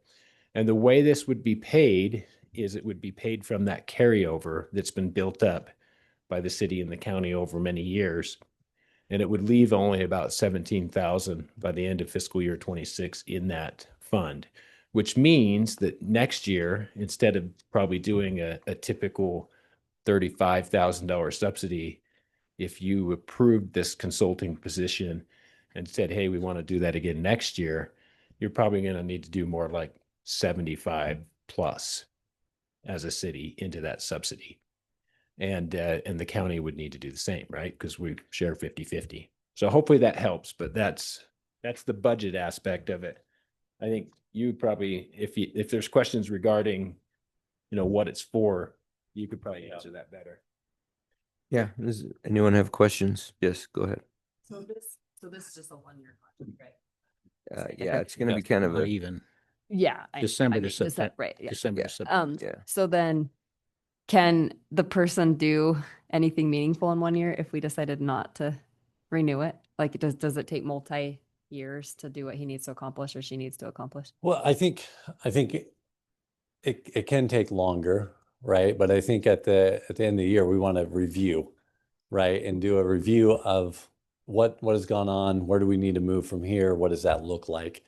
And so I think each year would be appropriate to review that and see what direction we need to head with it. And then, I mean, obviously our budgeting cycle, right, is in March timeframe. And so we'd probably want to look at budgeting that, but then taking a review maybe in October to say, okay, do we want to use that money that way, or do we want to adjust and look at it in a different light? But yes, it will take some time, and we're hoping in probably 6 years or so, we can get everything in place. But I mean, I think right now we need a lot of help pushing this forward through legislature, federal, as well as state, to really kind of move this forward with the BLM, and just getting land acquisition in place and getting that portion of it. I think once we get to everything set in place and funds available from FAA, then I think we want to look at a different aspect of what this consultant would be doing, for the future on that. If we want to continue with that, or if we want to look at a different aspects for the new airport at the new location. Keith, I think it's be really good for the council to hear what the airport board talked about earlier this evening, and kind of why they want this and how important it is to get this going. Yeah. And so, I mean, obviously we had the airport board meeting today, and the airport board, obviously they're anxious. I mean, they feel like this would be beneficial for the future of our community to have the airport relocated. I mean, obviously the current location, there's safety issues there being in town. We don't have all the setback requirements being met. Also, if we're going to bring in larger aircraft, we need longer runways for that, for the businesses. I mean, obviously this isn't going to be a commercial airport where we have commercial flights coming in. And so they're anxious to see and to have this be relocated as soon as possible, because we do have airplane owners that would love to build hangars, but no one wants to run that risk of sitting and waiting, or building a hangar at the current airport location, knowing that our priority is to relocate that airport. And so they definitely are anxious to get this moving forward. And obviously there's things that take a lot of time in government. This is one of those things where we're working with 2 federal agencies, BLM and the FAA, to get this relocation to happen. And there's some constraints, obviously, with the government shutdown right now that slows things down as well. The other things that we want to look at is just when we do relocate the airport, how do we best utilize the airport at the current location, right? As we look at development happening there, bringing that back onto the tax dollars that would come in with development happening at the current location. What do we do there? How do we navigate the current hangar owners with their investment at the current airport location, and then moving out to the new location? So this would be some of the things that we task the consultant with, to bring that back, some ideas that we would have discussions, and then ultimately they come before council, because you guys are the ones that make the final decision on that. We get recommendations from the airport board, but the council is the one that makes, the council and the county commissioners are the ones that make that final decision. So this is strictly a consultant agreement. It won't be an employee of the city. Yep, not an employee, or the just a county. consultant. Or the county, yeah. And is it the airport board that will have kind of oversight to that consultant? Who will that consultant report to? So I would, definitely the airport board would be, but primarily I would be involved with that consultant. So having discussions, moving things forward.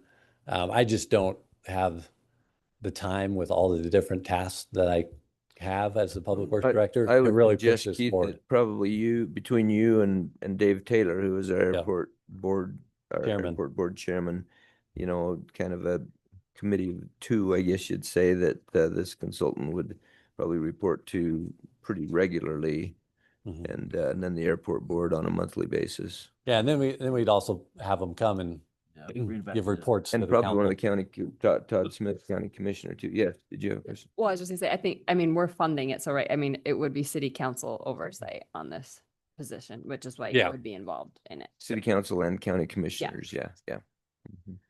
So the is there some sort of job description here that a scope of work?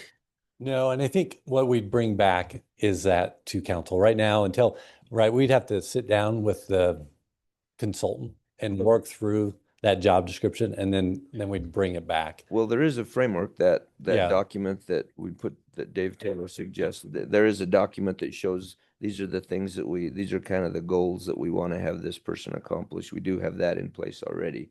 But I'd like a complete job description that is going to be kind of based on this and It'd be more of a contract, right? So it's not really, I mean, it's a job description in the sense of these are the things we want to see this consultant accomplish. So tonight we're just approving a budget adjustment, but you'll come back to us with a contract. Yeah. Once we To have approve a the contract. consultant, not on board, but obviously we'd come to you to authorize us moving forward on that contract with the consultant.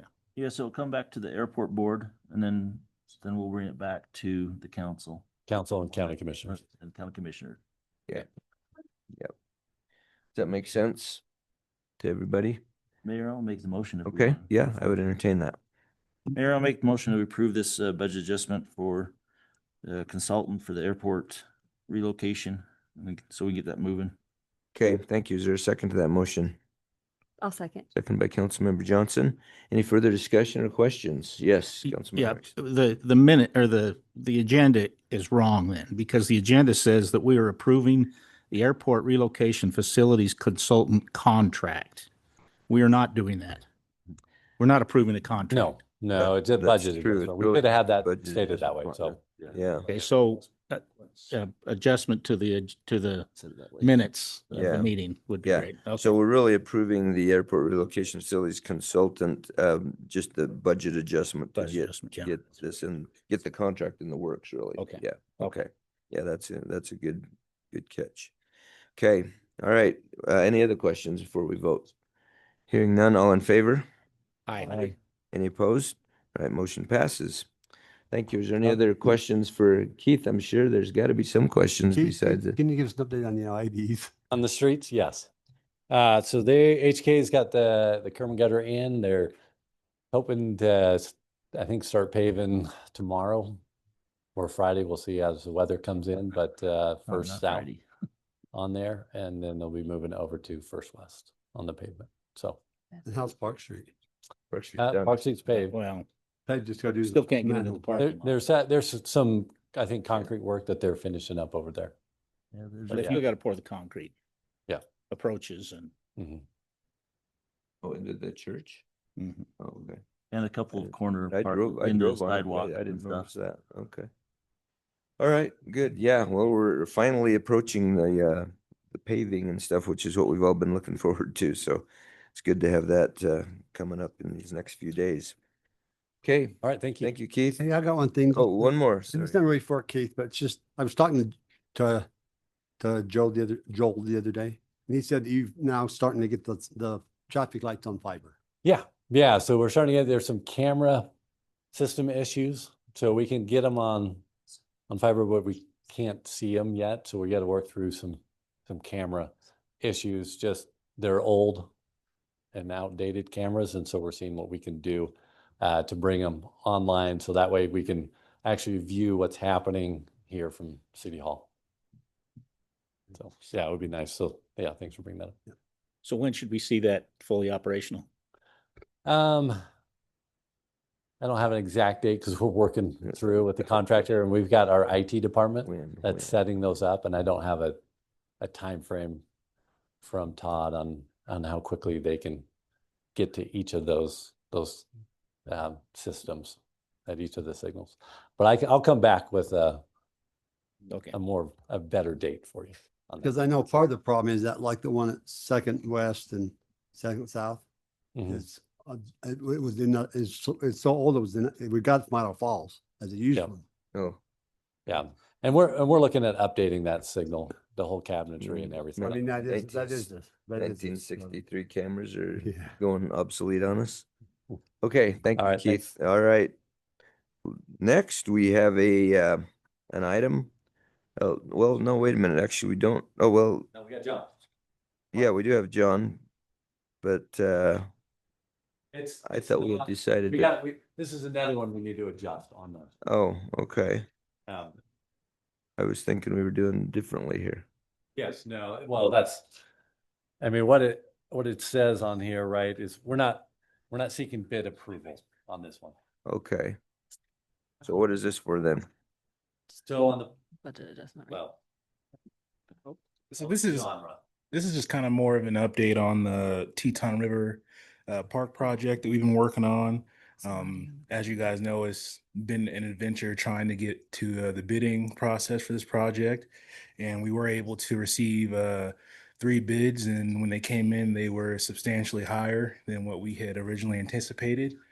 We started working with the low bidder to make adjustments and try to, cut some cost. And it just kind of got to the point to where it just significantly changed the scope of the project to where on a legal advice, we're going to recommend the council reject all the bids and direct staff to rebid the project with reduced parameters to align with available funding that we have. Okay. Yeah, that's what I was thinking. So is there any questions about this? This has been a pretty long project trying to work through all of this and figure out what we can afford and what we can't, and kind of came down to, we felt like we just need to reject these bids and kind of work through it again with the adjusted. So I don't know, is there questions about that or anything? Yes, go ahead. So do you know what you're gonna have to remove, or have you gotten anywhere to? Yeah, so we have an idea of the things that we're wanting to take out. I think we're just really looking to just get into the basics of just a normal park and green space. So we're looking at taking out the sand volleyball area that was originally in there. We're looking at taking out some of the lookout areas that were originally on the bid sheets, as well as the beach river access area, and just kind of leaving that in a natural state instead of having to go through the extra things to make that portion of the project happen. And will, I know the Parks Committee is meeting tomorrow. Will they be looking, or will we be looking at this? with Yes, them? we will be looking at this tomorrow at this meeting. Yeah, okay. All right, any other questions? All right, then with that, I would entertain a motion that we reject these bids and kind of, I guess you'd say, go back to the drawing board a little bit and kind of revisit and then put it out for RFP when we get all of that figured out. So is there such a motion? I'll make that motion, All Mr. right. Mayor. We reject the bids for the Teton River Park South. Okay, thank you. Is there a second to that motion? Member, what's your name? Riggins. Sorry. You're new. Yeah, New guy. free pass on that one. Councilmember new guy. Okay, all right, and okay, is there any further comments or discussion on that before we vote? Hearing none, all in favor? Aye. Any opposed? All right, we will go forward and get something new figured out and then move forward on that. Okay, actually, I don't really have anything else new other than just want to say thank you to all of the staff. I was gone on vacation for about 10 days, which is the longest vacation I've ever taken my wife on, which was one of the parameters that she made me promise to if I ran again. So but the staff ran things really well. Thank you to you folks and Council President Walker for running the meeting while I was gone, and just all of the things that you do in your jobs here. This is the month of Thanksgiving, so I want to make sure and say thank you to all of you for all that you do, and things are moving along. You know, we're there. It's a busy time. We've got a lot of stuff going on. We're on meetings in and out all day long, and talking with different developers and ironing out issues, right, Mike? And we had a developer on the phone with both Council President Walker and me last night and today, and just ironing out some issues and trying to get some things done. But with our working together with our staff, Keith and Spencer, we got some things ironed out with them that I think are going to work. So it's just a busy time, and we got a lot going on. And we appreciate our staff for working hard and working through all of these things. Of course, we all know that the police bond failed just barely, unfortunately. So we actually got a meeting on the schedule for next week to do kind of a post evaluation on that and kind of try to figure out where we go from here and what we need to do to kind of keep moving forward on that and see what our options are. And so if any of you have suggestions and things like that on what you feel like we need to do to move forward, we're certainly open to all suggestions and ideas and all that kind of a thing. Because Can I ask a question? So can we have that on an agenda for the council to talk to about what they think next steps should be? Yeah, I don't know. I'm wondering if maybe we ought to schedule a work meeting for that. Probably wouldn't be. So maybe when we have this meeting next week, we'll talk about that. Kind of come up with some ideas and things, and then schedule a work meeting so that we can kind of have a broader discussion about it. And you guys can throw in your thoughts and ideas and stuff. So.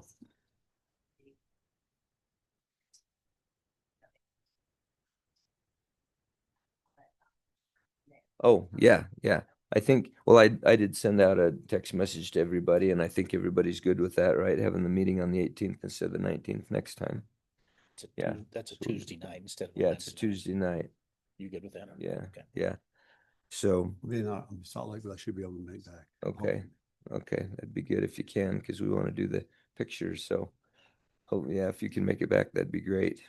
Okay, anything else that we need to talk about or set up just before we move to the next items? If you think of something, we'll still have some time at the end that we can talk about it. So, all right, let's move on to item number 10, which is the planning and zoning recommendation to approve the Summerfield Division 10 plat amendment located at approximately 2450 West, 550 South, to adjust the boundaries of 5 lots. Mr. Parkinson, give us a little update on this, if you would, please. Okay, thank you, Mayor, council members. This is a plat that we did in Summerfield a couple of years ago. And what we ended up doing is right along here, these 5 lots, they put the lots right to the back of the property up next to that ditch that runs through there. Their earlier ones, they'd actually left a 15-foot lane there so they could work on that ditch. They want to amend the plat and reduce that back 15 feet so they can go in and be able to service if it needs work. So okay, so those 5 lots need to be shrunk down a little bit. Yeah, and this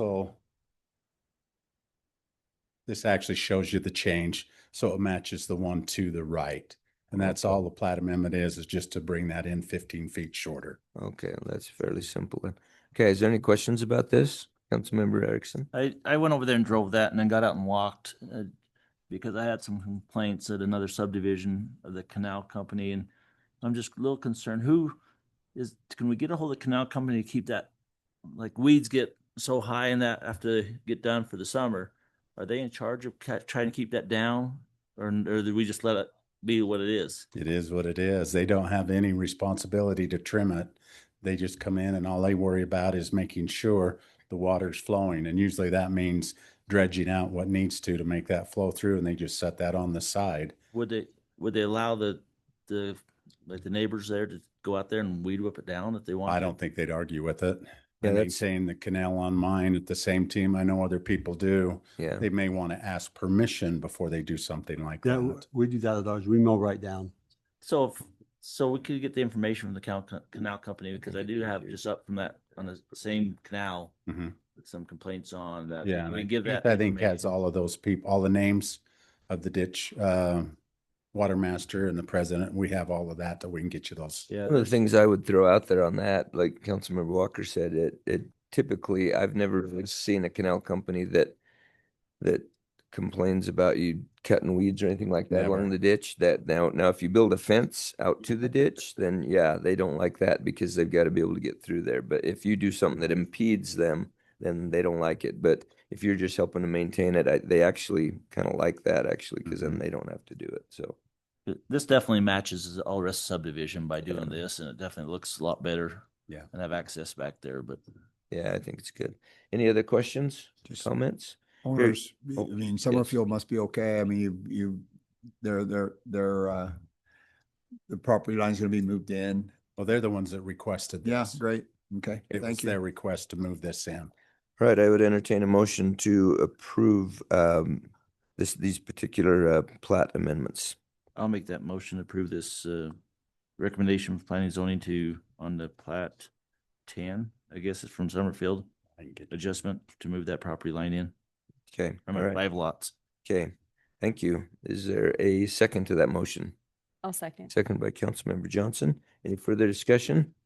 Hearing none, all in favor? Aye. Aye. Any opposed? All right, motion passes. Let's move to item number 10B, planning and zoning recommendation to approve the Rosewood Townhomes plat located at approximately 52 North, 3rd West to subdivide the parcel into 57 lots. Mr. Parkinson. We're just pulling it up here for you to review. Okay, This is the plat that you are looking at approving tonight. Location is right here. This is Wolf Lighting, Main Street right here. They have built along here. They also include this. Let me get them to come up. And then there's 2 more lots in here that involves all of the platting process that you're looking at. These are townhomes that have already started construction. They're just getting close enough now that they're getting ready to want to sell these. And so we're platting them as individual lots so they can then sell them. So that's the request today is to be able to prove this so they can move forward. so they're wanting to sell these individually rather than just renting them, huh? Correct. Okay, I thought that. Yeah. All right, is there any questions? Anyone have any questions about this? If none, I would entertain a motion to approve this particular item. Mr. Mayor, I so move that we approve the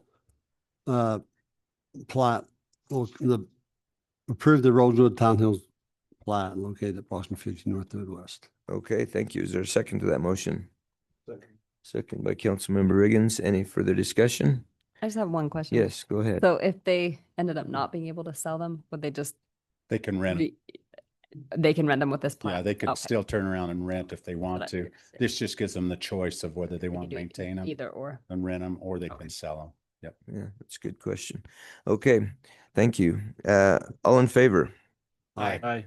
Any opposed? All right, that motion passes. Let's move to item number C, which is the planning and zoning recommendation to approve a rezone in the Sky Meadows subdivision along Silverwood Lane and Ridgeview Drive from low-density residential 1 to low-density residential 2. This would be designated as ordinance number 1339 and considered first read if the motion passes. Go ahead on this one, Alan. This is located up here. It's called Sky Meadows. Founder Square is right here. The temple currently is right here. So you're coming up Second East, dropping down into here. This has been already platted. They looked at some options in here, and part of this is already an LDR2. So they're just wanting to bring the rest of this in LDR2 that is not developed so that they can, number one, reduce the size of the lots to make it more affordable. But it does provide that opportunity for them to put in duplexes or twin homes as an option. In the meeting, we had probably the majority of the people that spoke up were in favor. We had 1 or 2, I think that was negative, and a couple that were neutral. But the majority of the people that showed up were in favor of this, and Planning and Zoning has recommended it to you for approval. Okay, thank you. Is there any questions for Mr. Parkinson on this particular item? Yes. What is LDR1 and what's LDR2 up there? LDR1's quarter acre. No, but what sections of that? Let me put this Is- zoning on so you can see that.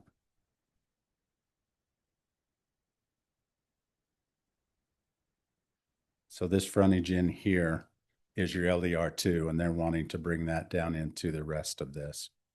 And one of the things they're going to do in the future is they're going to replat this, because them and Richard Smith, they have worked out they're going to drop this off, and they're going to have to redesign their lots to make that all work. So there will be some changes if he gets the zoning. So the Founder Square up there is all LDR1? It is all LDR1. We have LDR2 up here on this hillside.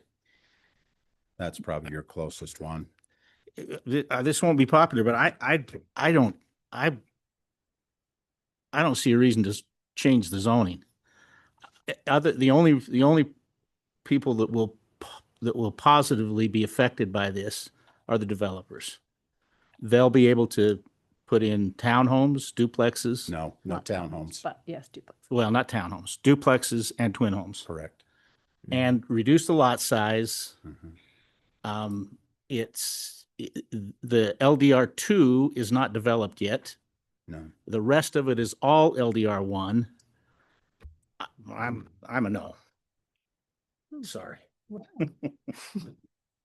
Well, I don't know if you could say that's totally true, that they're the only ones that would benefit from that, because part of the reason for doing it is to try to create some more affordable housing Correct. that's available in different parts of town. Yeah. So, Sorry. yeah. You can say that, but the homes are gonna sell for the same amount of money in an It'd be more per LDR2 square as they foot. are in an LDR1. Yeah. It's not gonna be more affordable housing. Can Do I- you have a comment? Yeah, I know I say this every time, but I just worry that we're losing our LDR1. And I know the market right now is not favoring quarter acre lots and things, but what if I think that we still have a need for that kind of housing. And if we get rid of it all right now, then I feel like we are at a disadvantage. So. Okay. Well, I guess I mean, we need to understand, I mean, it seems like we still have a lot of LDR1 areas available. Well, and it leaves a lot of area that still can be rezoned to LDR1. If the demand shows up, developers can come in and do that. Well, I live in a neighborhood where I would be sad to have, I know we didn't have a lot of people show up for it. It's just, if you move in and you think it's going to be one way, it is hard when it changes after you already lived there. Majority of those that spoke in the meeting were residents. I know, I listened to it. I understand that. Yep. Yeah. Yes, Councilmember Erickson. Mr. Mayor, as I'm looking at this and the whole subdivision, LDR1, and at last minute they come in and change this, it's kind of like what Pine Brook State tried to do. I have a hard time doing that at this when it's already LDR1. My favor is just keep it the same where it's already zoned that way. So I guess the question is, what if, I mean, you've got most of the residents up there that came in and spoke in favor of it. Why would we be against it? I mean, they're willing to have, you know, a variety of housing in their neighborhood. That's definitely different than Pine Brook Estate. They were all against, a lot of them against it. This one's in favor of it. The ones That's that where came, changes. the ones that came were in favor. We always talk about how not everyone's represented that's Yeah, in but the room. Typically the ones that are against it are the ones that show up. So that this is kind of an anomaly. Personally, I think it's not a bad idea. I mean, I live in a twin home. I don't see any problem with. Yeah, if they put I mean, nice twin homes up it there. gives you a lot more flexibility in the type of houses. And to be honest with you, I still think the Pine Brook thing was a mistake. The decision we made. I think twin homes along that edge would have been great. And I live there, and I think I'd love to have a development of nice twin homes along there instead of some of the things that are happening there. But you know, that's water under the bridge. Mayor, we're just talking about that yellow area, right? Mhm. No, that's already currently, this is So It's all that interior. you're talking about that whole interior section being LR2 there? yeah. That whole area there? You're gonna cover all of this in here. And it will bring this into LDR2. This is already LDR2. Right, okay. But LDR2 gives them the option to do a single family home or twin homes or twin homes. duplexes. So they can still do single family homes. They can just do I live in that area, not exactly there, but on Second East, right across from the church, they're putting some pretty nice, I mean, some twin homes. Yeah, connected homes. And when they first went in, we thought, wow, this is a really nice area, and what are you doing? But they're so nice, and they give an opportunity for people to either go one or two on them, and makes it more homes available, right? Yeah, and I guess let me apologize for my initial reaction. Okay, the counselor, if if we were to not approve this, we would send it back to planning and zoning to have them relook at it. Is that correct? I guess my thing is, typically, we have these planning and zoning hearings and, people in the neighborhood show up and, a lot of times they're opposed to it and stuff because they don't want a mix of homes. In this case, the residents were mostly in favor, like, yeah, we're good with this. So why would we vote against it? I don't think it makes any sense. Well, and you did have a unanimous. Well, there wasn't, decision. everybody wasn't. I think you had agreeable to it. one that opposed, and there was a couple of neutrals. Everybody else was in favor. Like I say, I probably reacted to Mr. Mayor, I have violently Yes, after go thinking ahead. about it. Alan, could you, so right now, when this platted everything up here on this, that's in the yellow was LDR2. Mm-hmm. Everything in yellow. Yep. So when the developer platted that, that was Dell Design LDR2 up here in this corner. Mm-hmm. Okay. And they've just determined at this point, the market is better for smaller lots or the twin homes. And one thing about this one up there is those lots are on a hill Yes. that's way more difficult to try to build on a full home. Okay, that's my question. Yeah, Good answer. yeah, I mean, some smaller homes up there are probably gonna fit better on those lots because they are kind of weird like that. Yeah, so. Can I ask one Okay. more question? Yeah, go ahead. How much more do they have to build? Is that like how much more of their subdivision is there to still build? You can see what has not been built, all of this. They haven't even done the infrastructure for this yet. And is So- it all LDR1 right now? I know we just looked at Everything it. but that Yeah. right here in the corner, this is the LDR2. So and if it's we build out. change this to LDR2, do you anticipate that it'll be like a domino and then the rest of it, they ask to change it to LDR2 also? There's nothing left to change. They're changing everything. Oh, that's what I meant. That's what I was trying to ask. Yeah, this one here will make this whole subdivision will be changed to LDR2. So that's That is platted. okay. It doesn't Oh. cover any other land, but it's just the platted land. And is there more to plat? Not that they're asking for, because it's a different owner. Richard Smith owns Okay. that to the east. And so it's a different deal. Okay. Yeah, this is all they own up there. And LDR2 is, I mean, the neighborhood I used to live in was LDR2 and it was mostly single family homes. So, it just gives them the flexibility to build what people want or what they try to figure out what people can afford. And Summerfield is all LDR2 except for one section of LDR3. yeah, Mr. Mayor, That's what And- you Yes. in that area. if go ahead. if we're done discussing a little bit, I'll make a motion. All right, go ahead. I'll make the motion that we approve changing this from LDR1 to LDR2. And I'm going to put in there because the LDR2 is already on the whole south end of it and move that to LDR2 on ordinance number 1339. Okay, thank you. Is there a second to that motion? I'll second it. Second by Council President Walker. Any further discussion? Yeah, just so that you know, I've changed my mind. Okay. All right. My whole thing Hey. is I really want to preserve as much as we can. And I fully agree with The that. larger lots. I don't like the look of these small little lots filled up with entire thing of no yards. But if that's what the developer thinks he can sell, I'm a yes. Okay, thank you. And I didn't have strong feelings on this one, but I still agree that we need to keep some LDR1 and Yeah, well, not- I agree, but I guess my point is that I think we still have a lot of LDR1 in town that is not used and is still available and I think we will probably have more as we annex more areas along the edges and stuff, because that stuff goes to LDR1 we'll see. most of the But time. the more we do things like this, the more it's going to open it up for those people to come in and ask for LDR2 because Yeah. they know they can get it. But, if that's what the market demands and what people need, then, we have to have that kind of flexibility. Yeah, but I think they need all of it. Is that my Yeah. only point? Because they go out to the county where they can get the lot size that they'd like. So I think we need to keep all, just because right now it appears that it's one way. I still think we need to keep some of I all. fully agree with that. So I do believe right now you have about 3,500 acres within the city and the impact zone that is zone tag, that is in that future development. So that stuff right within our city and right on the boundaries of our city that can be zoned however we need to move them forward. yeah. So the acreage is available. It's just, is the developer willing to come in and do that? And it's not all in the city yet. So I that's said something, the yeah. city and the Right. impact So area. that's important Yep. to remember. Yep.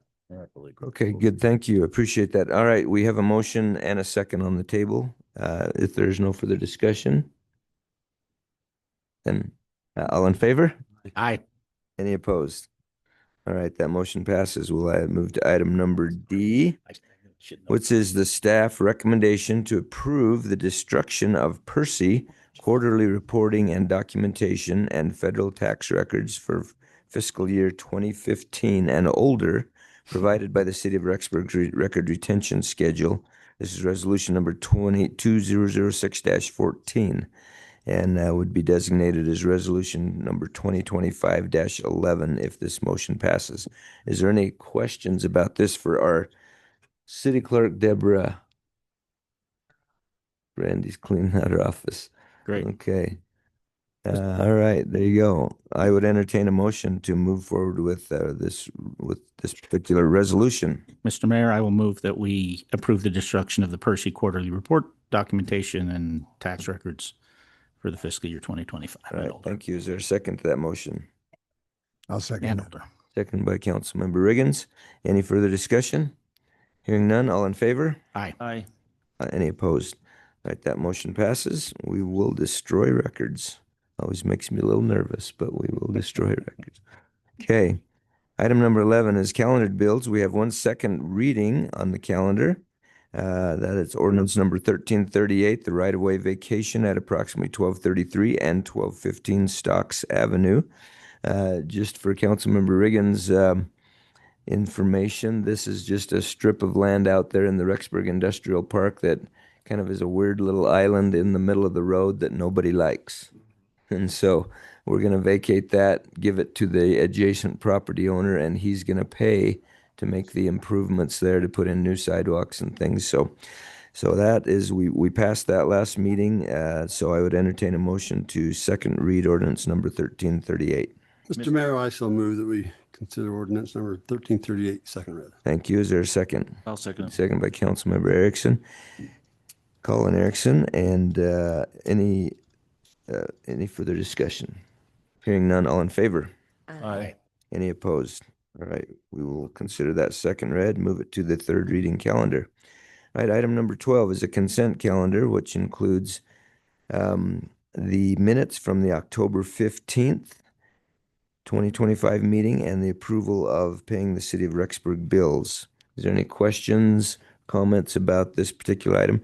Just for your information, Councilmember Riggins, as it explains in here, these are just kind of the housekeeping items that are typically not of great controversy. But if you ever have any questions from the minutes, from reading the minutes, or any corrections or any questions about any of the bills that we are about to pay, this is a good time to be able to bring up any of those questions. So if there are no questions, I would entertain a motion to approve the consent calendar. I'll make that motion to approve the minutes and approve the bills. Thank you. Is there a second? I'll second. Second by Council President Walker. Any further discussion or questions? All in favor? Aye. Any opposed? All right, we will pay the bills and enter the minutes. All right, at this point in time, we do have an executive session on the calendar as per Idaho Code 74-2062F to communicate with legal counsel for this agency to discuss legal ramifications of and legal options for pending litigation or controversies not yet litigated but possibly likely to be litigated. So I would need a motion to enter into executive session. I would entertain that motion. Mr. Mayor, I so move that we move into executive session per Idaho Code 74-2062F. Okay, thank you. Is there a second to that motion? I'll second. Second by Councilmember Johnson. We do need a roll call vote to move into executive session. So Mariana, would you do that for us, please? Member Johnson, Yes. Councilmember Colin Erickson. Yes. Councilmember Eric Erickson. Yes. Councilmember Riggins. Council President Walker, Yes. Okay, thank you. Then that motion passes. We will go ahead and move into executive session, which means that just those who are involved in the executive session, the rest of you are welcome to come back after we re-adjourn to adjourn. Okay.